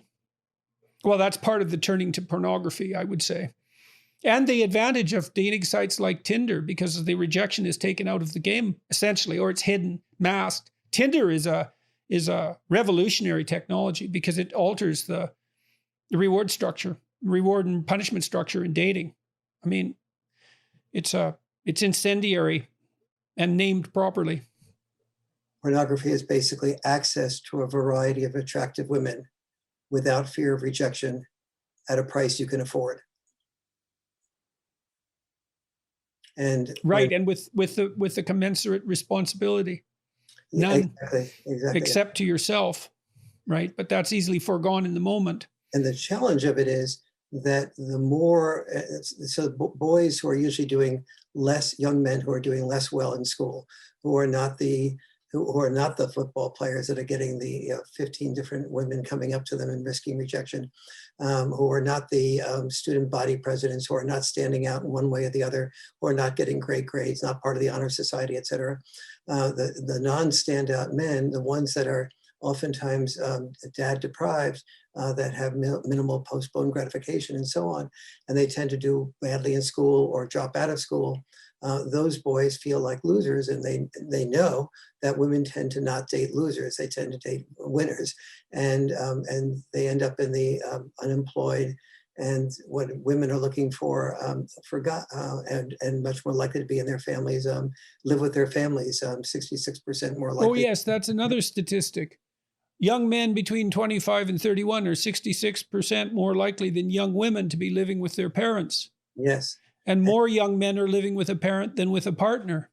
Yes, and you don't find women looking in their looking for men that are living in their parents' basement, or looking for men. No, well, that's just a joke, which is why you could insert it there as a cliche. Everyone understands exactly what that means. It means failure to launch. It means Peter Pan, right? It's a joke, and those women are therefore more like those guys rather are much more likely to turn to pornography because they sense they're being rejected by women, and then they turn to this beautiful woman that they can be turned on by. The challenge with pornography is that the more you get into it, the more you tend to be stimulated by more and more risky things and more salacious things, or things that are well, that's because novelty enhances pleasure. So that's the addictive element of it. Precisely. And then the female who is interested in that guy and does come over to be with him physically, she often feels like this guy is like more interested in something that happened in the pornographic things that he's been watching. She feels like an object, and because she is being treated like an object. And also those are the men who aren't going to be particularly sophisticated in their treatment of women, because how can they be? They have no experience. Precisely. And so the pornography ends up haunting them on multiple levels, and leads them to often turn back to pornography to avoid continuing rejection, and only convinces them that a real life woman is somebody that he would fail on one level or another with. And so it's a really... you ever seen Robert Crumb's representations of bird-headed women? No, I haven't. Robert Crumb's an underground cartoonist, and he was the feature of a documentary which you and everybody else who's listening to this should definitely watch. It's the best documentary I've ever seen about anything ever. He draws these women. He was a loser in high school by his own admission, by every single category you could possibly generate. And so it's a study in loser psychology, but it's really complex because he was a loser who was extremely intelligent and unbelievably creative, and who had two brothers who were probably more intelligent, more creative than him, although also more psychopathological. And then he became successful. He was one of the establishers of underground cartooning back in the 1960s, and spawned arguably even graphic novel. He's a major player in that niche, and the documentary is a brilliant analysis of the relationship between failure and success, and sexual failure and sexual success. Because in one memorable scene, he talks about, he drew this card when he was a high school kid of a heart being ripped apart when he got rejected by this girl or by all girls. He said he was beneath contempt. He wasn't even in the category of comprehensible dating partner, right? He was outside the game entirely. So he's rejected by the feminine as such. He draws these pictures of bird-headed women with teeth, and they're powerful, big thighs, big rear end, like powerful, physically powerful, intimidating women, like mothers. Draws sometimes these characters of little tiny men climbing up the legs of these huge tree-like women, but they're very aggressive and domineering. And the reason for that, at least in part, is because every woman he ever approached was rejecting and aggressive in the extreme, treated him with nothing but contempt. And then he says in an unbelievably memorable piece of the documentary, that all changed when I got successful. And you can just hear the resentment and the bitterness in his voice, even though it did change. And he wasn't that old when he became successful. He was in his mid-20s. Plenty of time to be on the outs completely and to experience life at the bottom of the male dominance hierarchy and even farther down the female dominance hierarchy, let's say, in terms of desirable men. It's called Crumb, the documentary. I would highly recommend it. And it's absolutely brilliant study. And he had well, he had an authoritarian father and indulgent mother, and she plays a key role in the documentary. And it's awful. It's awful. It's a study in Freudian psychopathology that's deep beyond belief. I've seen it like 40 times, showing it to my classes and walking through it clip by clip. But anyways, it's a study. You don't see the world from the perspective of down and out male loser. You know, there are subcultures that sort of exist there, but this is the only examination of that place in the world I've ever seen that I thought really, really nailed it.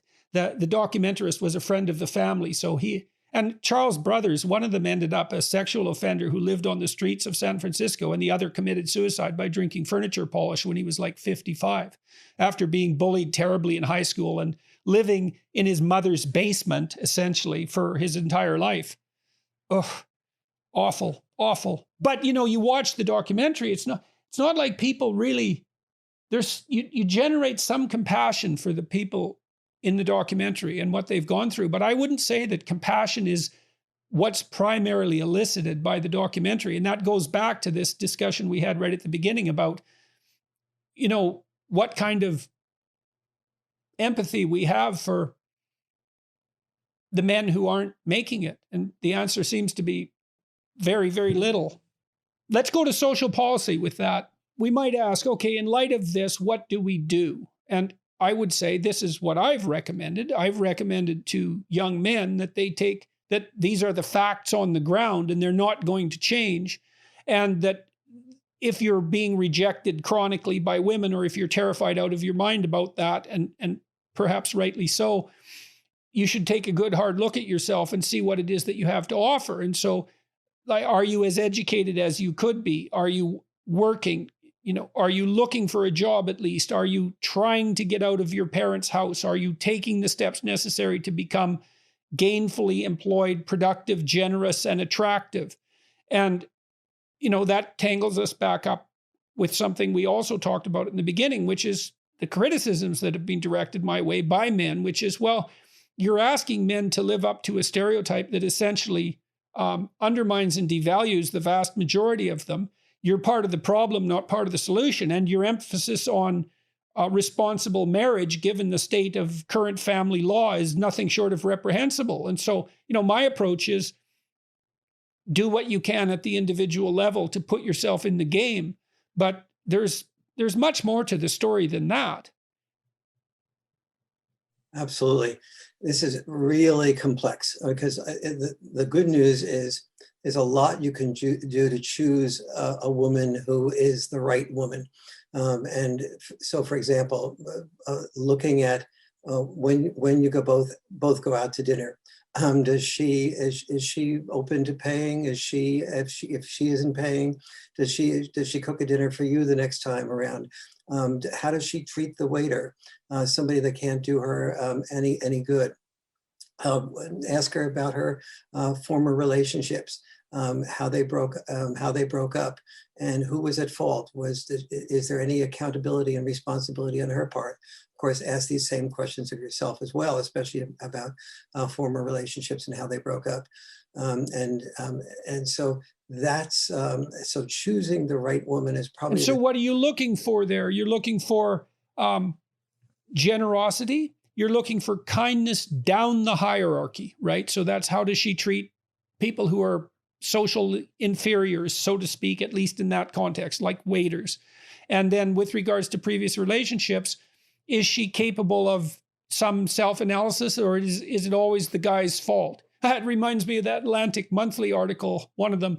I unfortunately can't remember who wrote it, but it was this woman in her late 40s detailing out all the high quality men that she had rejected, many, many, many men by her own account. And during the entire article, there wasn't any recognition whatsoever of any time when it might have been her. It was like, these 40 men didn't live up to my standards. It's like, well, after the fifth one, didn't you start thinking maybe the problem was on the other side of the dating table? But the answer was obviously no, and she was obviously still single. So But so what are you looking for there exactly? And why did you bring that up at that point? Well, because one of the ways that you can be involved in the game of marriage in a way that is positive is by making the choice of the woman differently than what we tend to do. Many men look at a woman, she's beautiful, and our desire to be sexual with her leads us to sort of, okay, we'll pay for dinner, we'll promise this, we'll go here, we'll go there. And yes, then, we should point out too, I just want to yes. point out something. I talked to Randy Thornhill recently, one of the world's preeminent biologists. And before we get to thinking that this sexual attractiveness is nothing more than mere shallow-mindedness and impulsive gratification, is all the cues of sexual attractiveness are tightly associated with physical health and fecundity, which is the ability to procreate. And so even if men are blinded by beauty, which I do believe is true enough, their reasons for that at the deepest possible level still have to do with the desire to continue the human species. So it's shallow in one sense, but not in another. But your point is there are other markers that are characterological, that are more subtle, that need to be taken into account. Yes, both sexes have very huge reproductive draws. I mean, from an insect right on up through human beings, women tend to procreate and have children with the alpha male. A good example of this is buck elks. And among buck elks, the females, 85% of them will have reproduce with the male that has the biggest rack. But what it takes to get that biggest rack is an exhaustion of 30% of the minerals, nutrients, and calcium in the buck elk. So the second that he reproduces, if he doesn't get rid of his rack immediately, he's likely to die before winter sets in, and he's able to replenish the nutrients and the minerals and so on. So his rack was very productive for being able to procreate.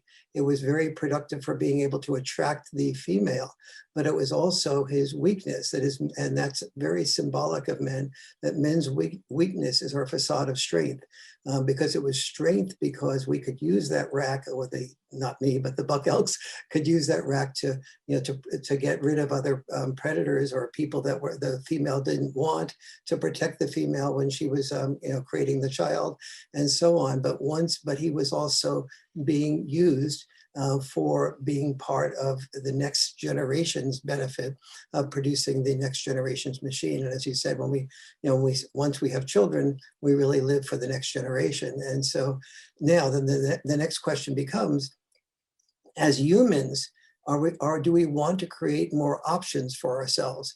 And are we at a point now where survival is mastered enough in the middle and upper middle class that we have then we are chosen merely for our success? And I think the best explanation of that comes in Japan, where the millennials in Japan have a game called karoshi. And of course, karoshi means death at the desk or death from overwork.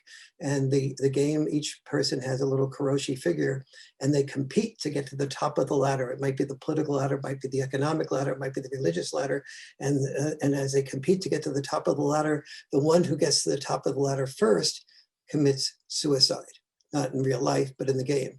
And the point that the Japanese millennials are communicating with each other is that that what we did to become that successful man, who was the most attracted, who was the most able to be eligible for sex and for love, is we unbecame a human doing, climbing to the top of the ladder.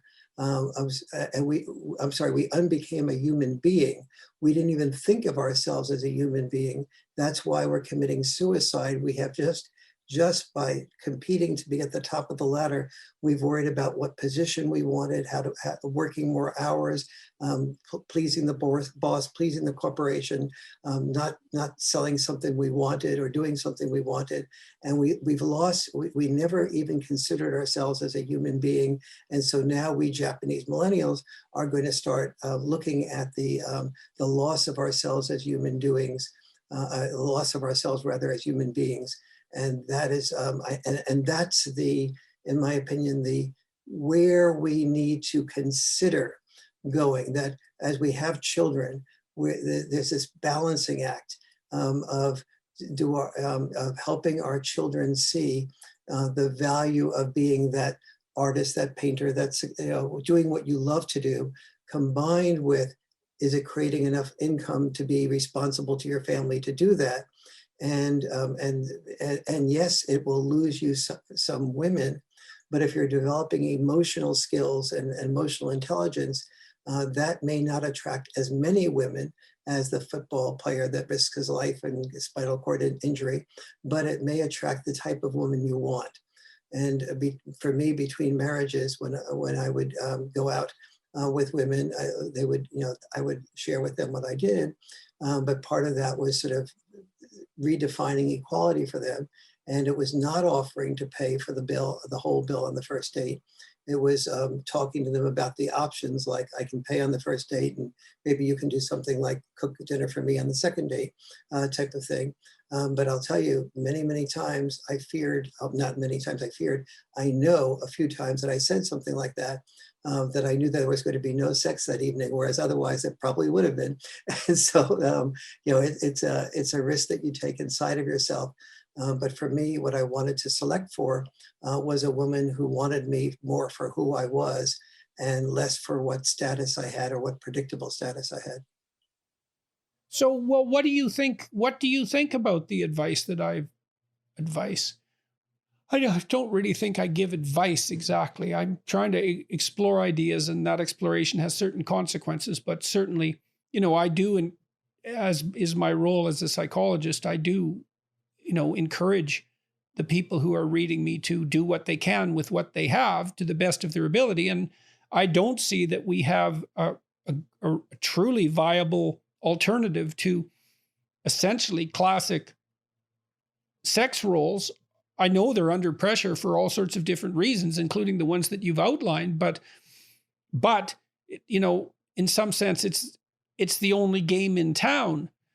Now, there are things we can do, though. You talked about Japan, for example, where they've really invested heavily in vocational training, which seems to me to be a no-brainer. It's like maybe without having to revamp the entire relationship between men and women, we could say, well, wouldn't it be good social policy for everyone concerned to pay some attention to the vast majority of men who could use vocational training, for example, as an avenue to success in all domains of life?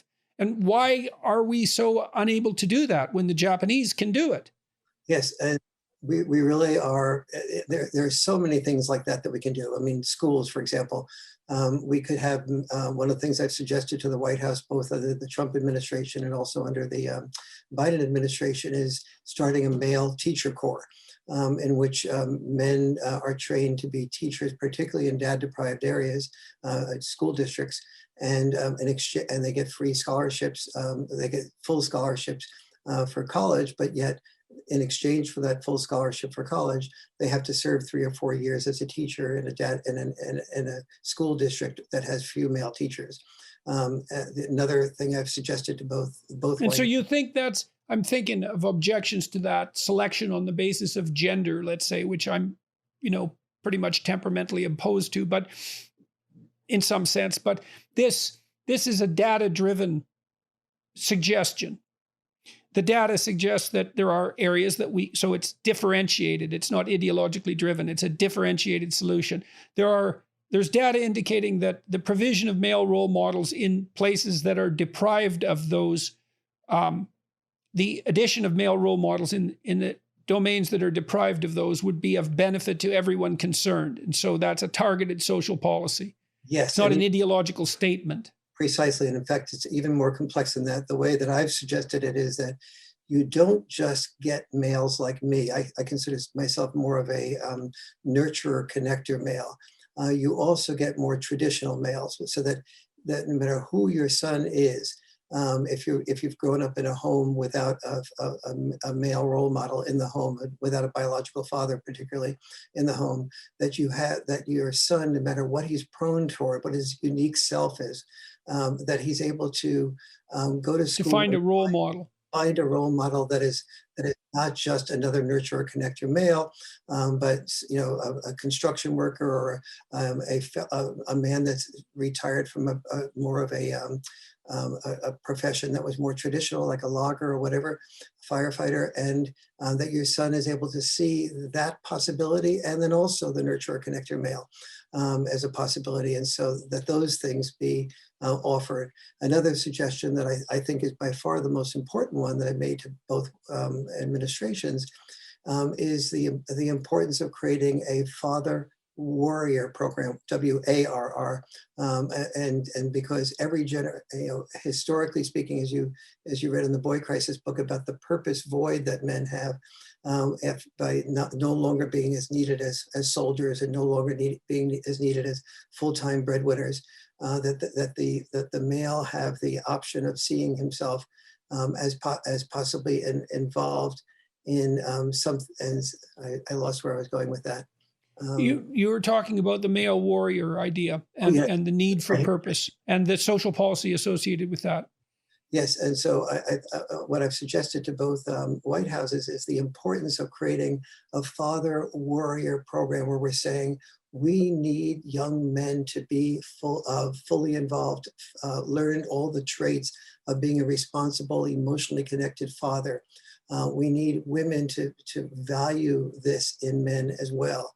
And so how would that work practically speaking? Like I'm always thinking about incentives. Like if we wanted to incentivize young men to be responsible fathers, which I think is exactly the right role to be playing in virtually every role that a man plays is the role of responsible father. That's the right role. Not everyone, but virtually everyone. How do you incentivize that at the level of social policy in a practical way? The number one thing you do is you honor it. So, for example, when each generation had its war, we said, Uncle Sam needs you. When men are told they are needed, that gives them purpose, that gives them drive, that gives them honor. So how do we say, fathers, you are needed without saying, single mothers, you're inadequate? Because that's the killer, right? That's the killer right there, because one implies the other, or that's the theory. So, and this is a shoal upon which our culture is wrecking itself, is how do we reward behavior that is eminently pro-social in the broadest possible sense of the word without simultaneously punishing those who are excluded from that, but struggling to do the best under the conditions that have presented themselves to them. Absolutely. We say to mothers two things. One is we honor mothers for being just overwhelmed. I mean, I've never, between marriages, I dated almost all the women I dated were women who had children. The word that they used most frequently was overwhelmed.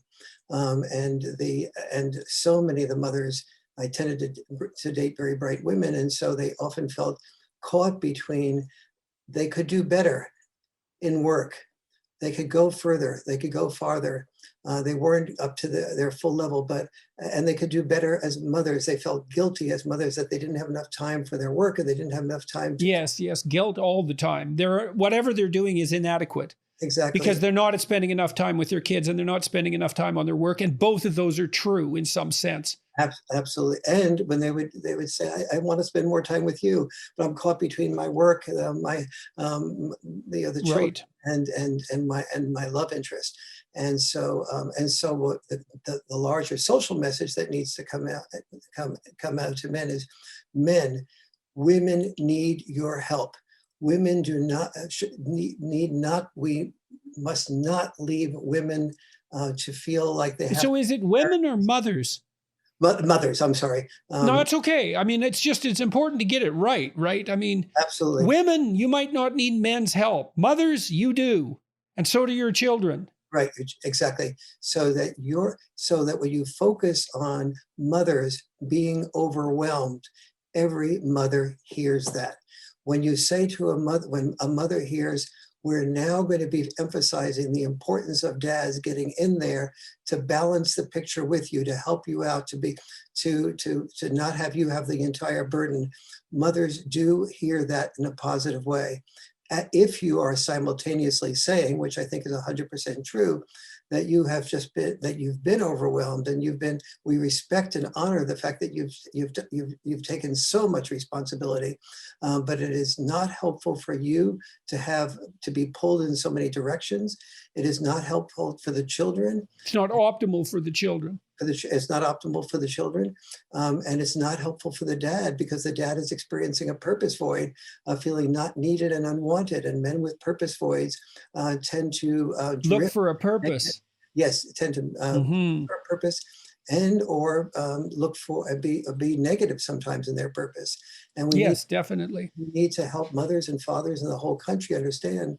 Okay, so this sounds great. So why the hell don't you have any traction with Trump or with Biden? Because that pretty much exhausts the options. So what's going on? Well, with Trump, the Trump administration said they were very excited about it. They asked me to write up a speech that Trump would give, and he never gave it. And so, with any idea why? I mean, you'd think it would have been useful to him. You'd think, given his constituency. I would have thought it would have been 100% useful to him. I made the case that there are about 20 million parents that have children, boys rather, that are in failure to launch mode in some way, shape, or form, and that these mothers care more about their sons than they care about their party label. That this could open an entire, or themselves, maybe even. Yes, exactly. And I said this to both the Biden administration and the Trump administration. The Biden administration was at least, the 14 people that I met with at the White House and with HHS, they said they were all, to a person, extremely enthusiastic. With the Democrats, I've gotten much more of a resistance. When the White House Council on Gender Policy was created, and I objected to that, not including boys and men and fathers, and said that you couldn't possibly say you were in favor of diversity and inclusion when you excluded fathers and boys and men. And then they said that it's only 50% of the population. Yes, or 49%, whatever. But it's one thing if you just say boys and men are not important.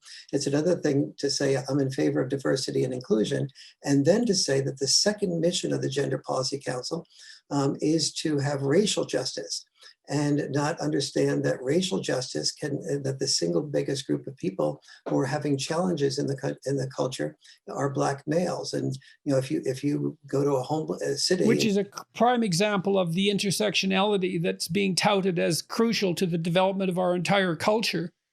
Yes, and here, it's the prime example, perhaps. Indeed, and here because I think Black women are outperforming Black men on average. In almost every metric. Yes, exactly. So, well, that does beg the question. What question does it beg? Well, maybe one question it begs is, where exactly is the systemic racism? The racism. To use a horrible phrase. Yes, I don't even want to go to systemic racism, but if the goal of the White House Gender Policy Council is to have racial justice, as it says it is, then you would, but then they go ahead and exclude Black males from racial justice and only focus on Black females. That is undermining racial justice, because as we know, since the 1965 with the Moynihan Report, when we did studies of inner city crime, and the fear when Patrick Moynihan went to do that study was, oh my goodness, he's going to be blaming Black people, is going to be racist. In fact, he ended up finding that it was not Blacks per se that were creating the crime. It was just that 25, at that point in history, in 1965, it was only 25% of the children who were being raised in families were without father involvement. And almost all of the crimes that were being committed were from the dad-deprived children. Well, now that hasn't changed. That hasn't changed, except one thing has changed. The percentage of children who are raised in dad-deprived mode in the Black community has gone way up. 25%. What do you think of the counter arguments to that have been raised recently, that Black men are just as involved with their children? It's just that it's in ways that the privileged white community, Jesus Christ, isn't recognizing, and that's just another form, that idea that, the Black father is less engaged is just another racist trope. No, some Black fathers, there are a significant number of Black fathers who are involved with their children. That is not where those children, those are not the children that are having problems, as long as the Black mother is also involved with the children. So whenever you have that, and of course the social policies we were talking about before, of giving money to the Women, Infants, and Children program, another program where the female who did, the Black female or the white female who did not have a father in the home, she would be helped. And if the father was not in the home, that did reinforce very significantly the propensity of the mother to say, let's say the father wasn't earning very much money. So the father would, if you live away from me, we'll be able to get government support. And so then that right incentive for living away. Right. Watch your incentives. Right. And we have to realize today, it's not just that the African-American families now have more than 70% of the children who are raised with minimal or no father involvement, or what I call dad-deprived children. But also at the time of the Moynihan Report in 1965, there was only 3.2% of Caucasian families whose children were living in dad-deprived situations. Now that's gone up to 35% in Caucasian families. And so we had this enormous dad deprivation. And it's in these dad-deprived families that watch what's going to happen in the fall. We're going to have significant numbers of school shootings.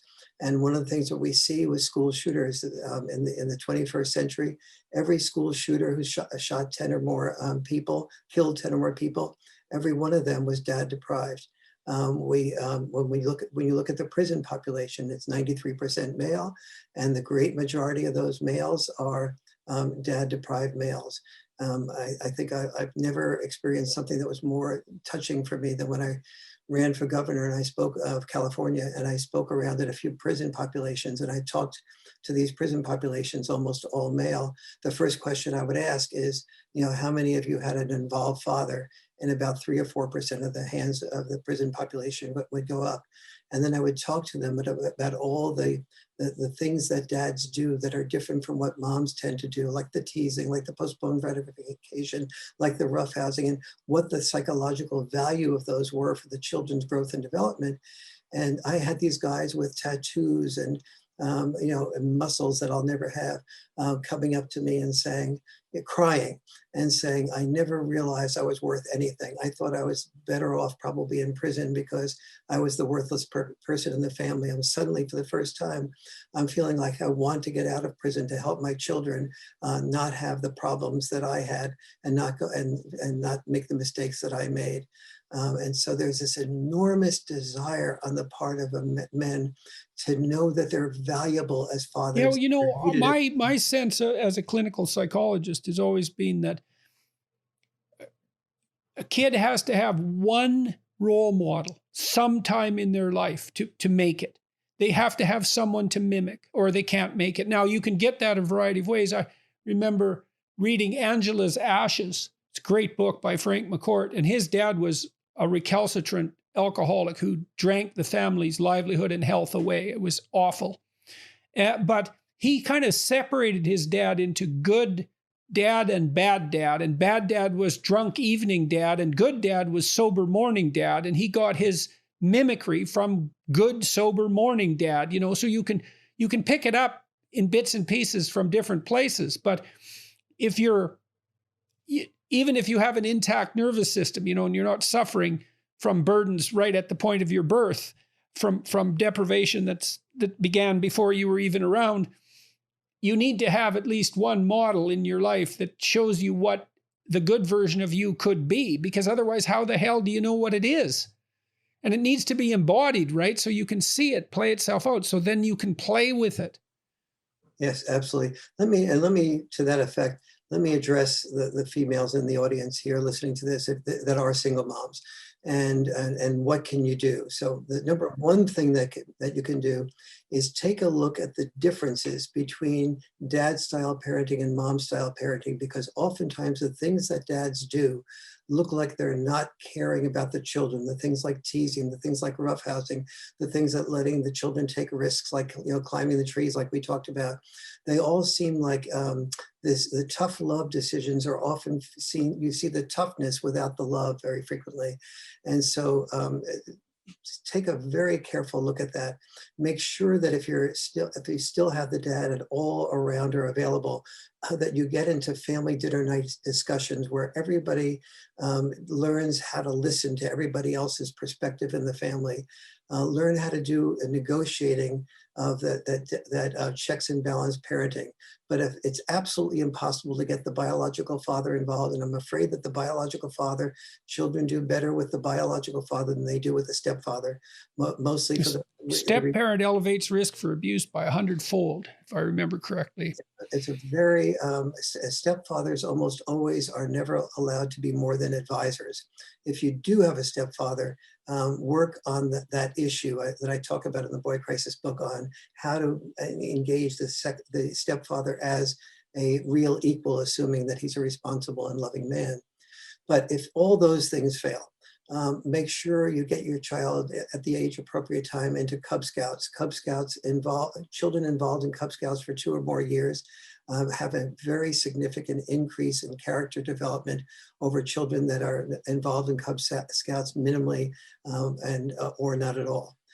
Boy Scouts are a wonderful deconstruction of masculinity. They've really figured out how to bring out the best in boys.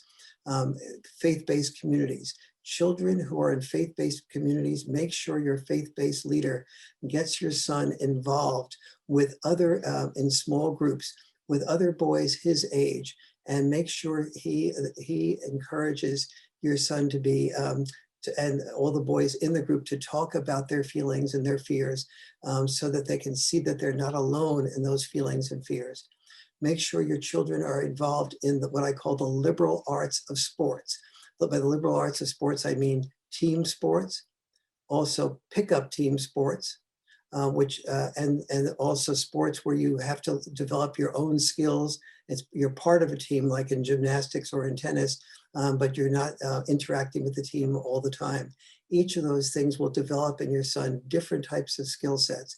The most important one that oftentimes moms don't realize the value of is the value of pickup team sports. Let your son or daughter be at the school without your supervision. Let them pick up a game where they have to decide without somebody supervising them how big the court should be. The basketball court should be half size, full size. What are the fouling rules? Who do you check? It's perfect developmental skills for being an entrepreneur and being able to make decisions without supervision. Obviously, team sports are pretty obvious what their benefits are, and developing skills that aren't dependent on this team are part of the liberal arts of sports. So spend time in the Boy Crisis book looking at what you can do as a single mom. Yeah, well, one of the things I liked about your books and Why Men Earn More as well is that they're full of information, but they're also practical. And they have practical advice. Here's things you can actually do, which is something people apparently appreciate about my books. So it's nice to have it detailed down to the level of action. I want to close because I know we've exhausted you. Why did you receive such? I would like to know why you think you didn't get more traction with the Trump people, but then I would like you to tell me what's up with the Democrats. Why did you get rejected so out of hand when you put forward these perfectly reasonable propositions, which in principle should be in accordance with what they're claiming to support? Yes, even the Trump people, this is what I'm going to say now, is tenfold this issue with the Biden people. But even the Trump people were fearful that the single mother would feel criticized, and they were afraid of losing the support from her. And so that was what I heard behind the scenes, was the gap between it being very much recommended by the people that I spoke with versus actually having a presentation delivered by Trump. The other thing was that They were fearful that it would call attention to Trump's failed marriages and his womanizing, and they didn't want to open that door. So those were the two Okay. things I Okay. heard about Okay. on the Trump side. From the Biden side, well, the best example of this is when I went to Iowa and I interviewed 9 of the presidential candidates that were Democrats. And most of them were very excited, especially Andrew Yang and Senator Hickenlooper, John Hickenlooper, were very excited about what I was saying. Andrew Yang already had a mastery of what the problems were with boys. He was on the tip of maybe being able potentially to talk about the issue. When I finished talking with both Andrew Yang and Hickenlooper, especially with Andrew Yang, the female campaign manager came up to me and said, "I'm sorry, Warren, we just cannot have him talk about these issues. This will alienate our feminist base. This will alienate women who are single moms. It will not, and we want also many of the women who are divorced. We want them not to feel that they won't have the choice of going off and starting a new life and bringing their children to a new location with a new man.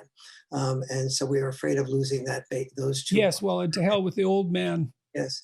And so it was really, and they were honest with me. That's the good news. The bad news is they were, this was the case. And so when the Biden administration created the White House Gender Policy Council, which was a day or two before he was actually inaugurated, and it was focused on women and girls, and and both Black women and girls and white women and girls.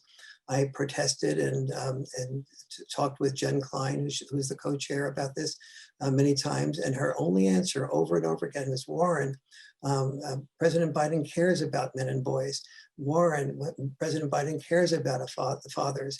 And my response, my constant hammering of her about, well, then it should be written into the White House Gender Policy Council to create these father warrior programs, to create these programs, of dozens of which I suggested, that could increase and improve the lives of boys and men. And I was met with no answer, like just. So what's the problem? What's the problem as far as you're concerned? We might as well have it right out. What the hell's going on? In Jen Klein's case, and in the feminist, in the liberal political leadership, and the Democrats, it is just a fundamentally and totally honest belief that women have it worse than men. That boys and men, and the constant image that comes up for the political liberals is, Warren. Right. So it's the classification of the world by sex that's the problem. It isn't who has problems and how do we help them. It's the classification first and the problem second. We live in a patriarchal world dominated by men who made the rules to benefit men at the expense of women. The proof of that, Warren, is that look at who's at the top of the political ladder. Look at who's the top of the corporate ladder.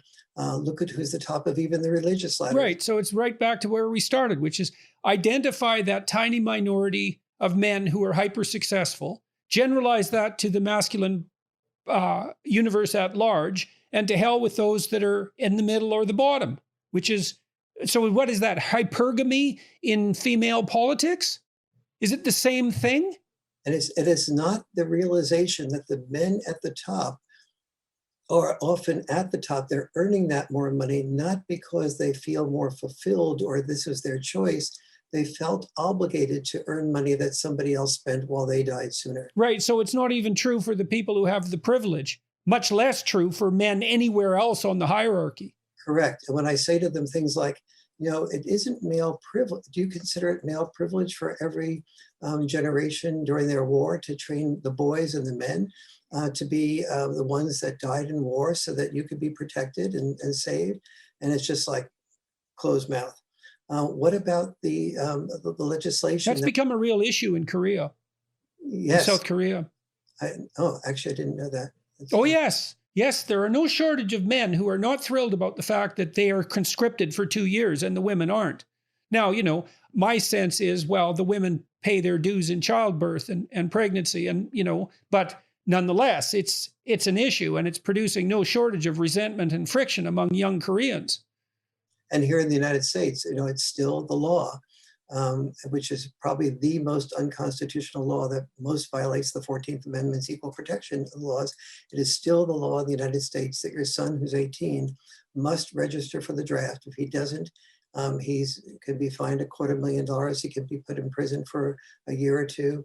In 42 states, he can lose his driver's license if he doesn't register for the draft.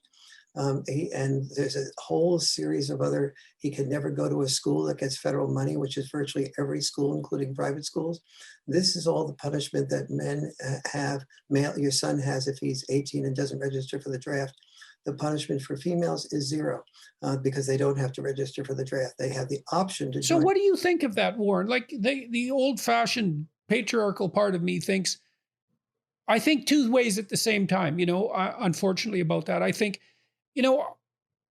I do believe to some degree that that's the balancing of the scales, that as you pointed out in your own book, men die in war and women die in childbirth. Now, they don't die in childbirth so much anymore, but they did, and in great numbers, and it was terrible pain and all of the privation that went along with that obligatory responsibility. A tremendous amount of that has been ameliorated. Not all of it, but a tremendous amount. Thank God for technological progress. And so, but having said that, well, it doesn't sit well. The idea of women drafted for frontline combat doesn't sit well with me. Yes, and I think there's an answer to that, which is we don't have to draft people for frontline combat. There are men that are not suited to that. There are women that are not suited to that. But I think a good solution would be either you don't have registration for the draft, which creates a different set of problems and not having a ready group ready. But you have people register at the age of 18 for some type of service of, say, 6 months or more. And then you mark off the type of service that your personality, that your contribution can make. You could be a healthcare frontline worker. You can be a volunteer in this way or that way. Mm-hmm. So if there's mandatory service, it's mandatory for all, but the service itself can differ, and everyone could have some choice in that. And who knows? Maybe there'd be enough people pick frontline combat to fill the necessary places. It's possible. I mean, there are people who are constitutionally inclined towards that. And if there isn't enough people for that, then you do a supply and demand type of phenomenon. You raise the income for the people who do volunteer. Right. Exactly. That would be the equitable way of dealing with it is increase the hazard pay. Yes, exactly. Right. And you'd watch the demand, you'd watch the supply increase. Exactly. Because there'd be people who are right on the line, right on the edge. Exactly. Right. Any final things to say? Yeah, I guess maybe the most important thing I'd like us to all get is that there are so many things like #MeToo that are so valuable for us to hear the pain and the experience that women go through.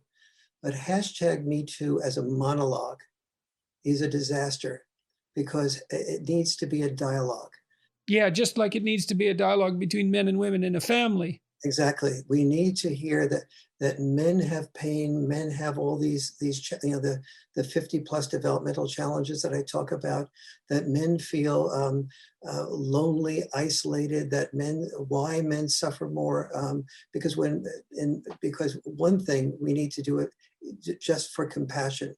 Secondly, there's so many misunderstandings and anger that is happening we say on the one hand, we have toxic masculinity. They don't express their feelings. They don't say who they are. And then we make men pay an enormous price when they do express their feelings. And so many young men feel caught between a rock and a hard place. Yes, well, I would say that's happened in my case, because I have this unfortunate proclivity to burst into tears at the slightest provocation, which has haunted me my entire life, but is still quite pronounced. And it isn't exactly obvious to me that, my radical left-wing critics are above using that as a weapon. It's quite interesting to note. and maybe they're justified in doing so. I'm not saying that. It runs contrary to their hypothetical theory. Yes, exactly. And I've said man after man. By the way, I have that exact same character as if my wife were here listening now, she'd be really chuckling because anything that is, what I had to hold myself back when I was talking about the memory of the men in the prison population coming up to me afterwards and themselves crying. Right. Yeah, I think you just about got me there too. Interesting.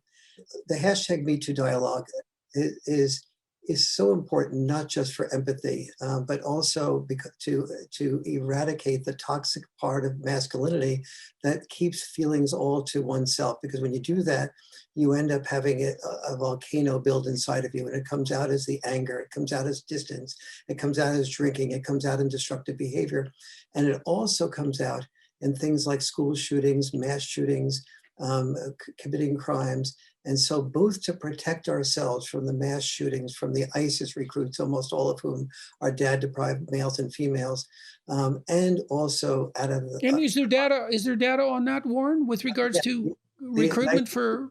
Yes, there is. In fact, it was done by 3 sociologists who looked at the studied ISIS recruits in Lebanon. And after doing that, they anecdotally told each other afterwards, a lot of these guys don't have their dads, and they were trying to get involved with ISIS to have some sense of purpose beyond themselves. And well, it was never part of our questionnaire. They went back and then did a systematic study of the men, including that question that had not been asked at the beginning, and found that to be the single most common denominator of the ISIS recruits. By the way, there's 89% male ISIS recruits and 11% female ISIS recruits. And the females had dad deprivation as an issue, as well as the males as the single biggest characteristic. Patriarchal ideology as a substitute for paternal relationship. Yes, absolutely. And just a need to have some sense of purpose and feeling of being needed. And that's one of the things that dads are so good at, as working with moms. Moms are so good at identifying a child's gifts, nurturing the child's gifts, and dads are so good at the tough love oftentimes that are necessary to help the child achieve those gifts. Yeah, well, I thought, it seems to me that the central characteristic of the benevolent paternal spirit, parodied as the patriarchy, is encouragement. Oh, encourage. Well, I think I take a little bit of a different issue there. I think moms and dads both encourage a lot, but moms oftentimes repeat the encouragement, and when the child fails, are still encouraging. Whereas the dads say, if you want to get to that outcome, you need to not do that texting. You need not to, do all the things that outcome requires.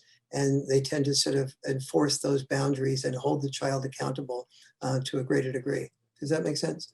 Sure. Thank you very much for talking with me today, Warren. It's much appreciated. You don't exhaust me. You energize me. I'm glad to hear that, and I hope that everybody finds this conversation useful. Thank you. Thanks again, eh? Thank you. You too.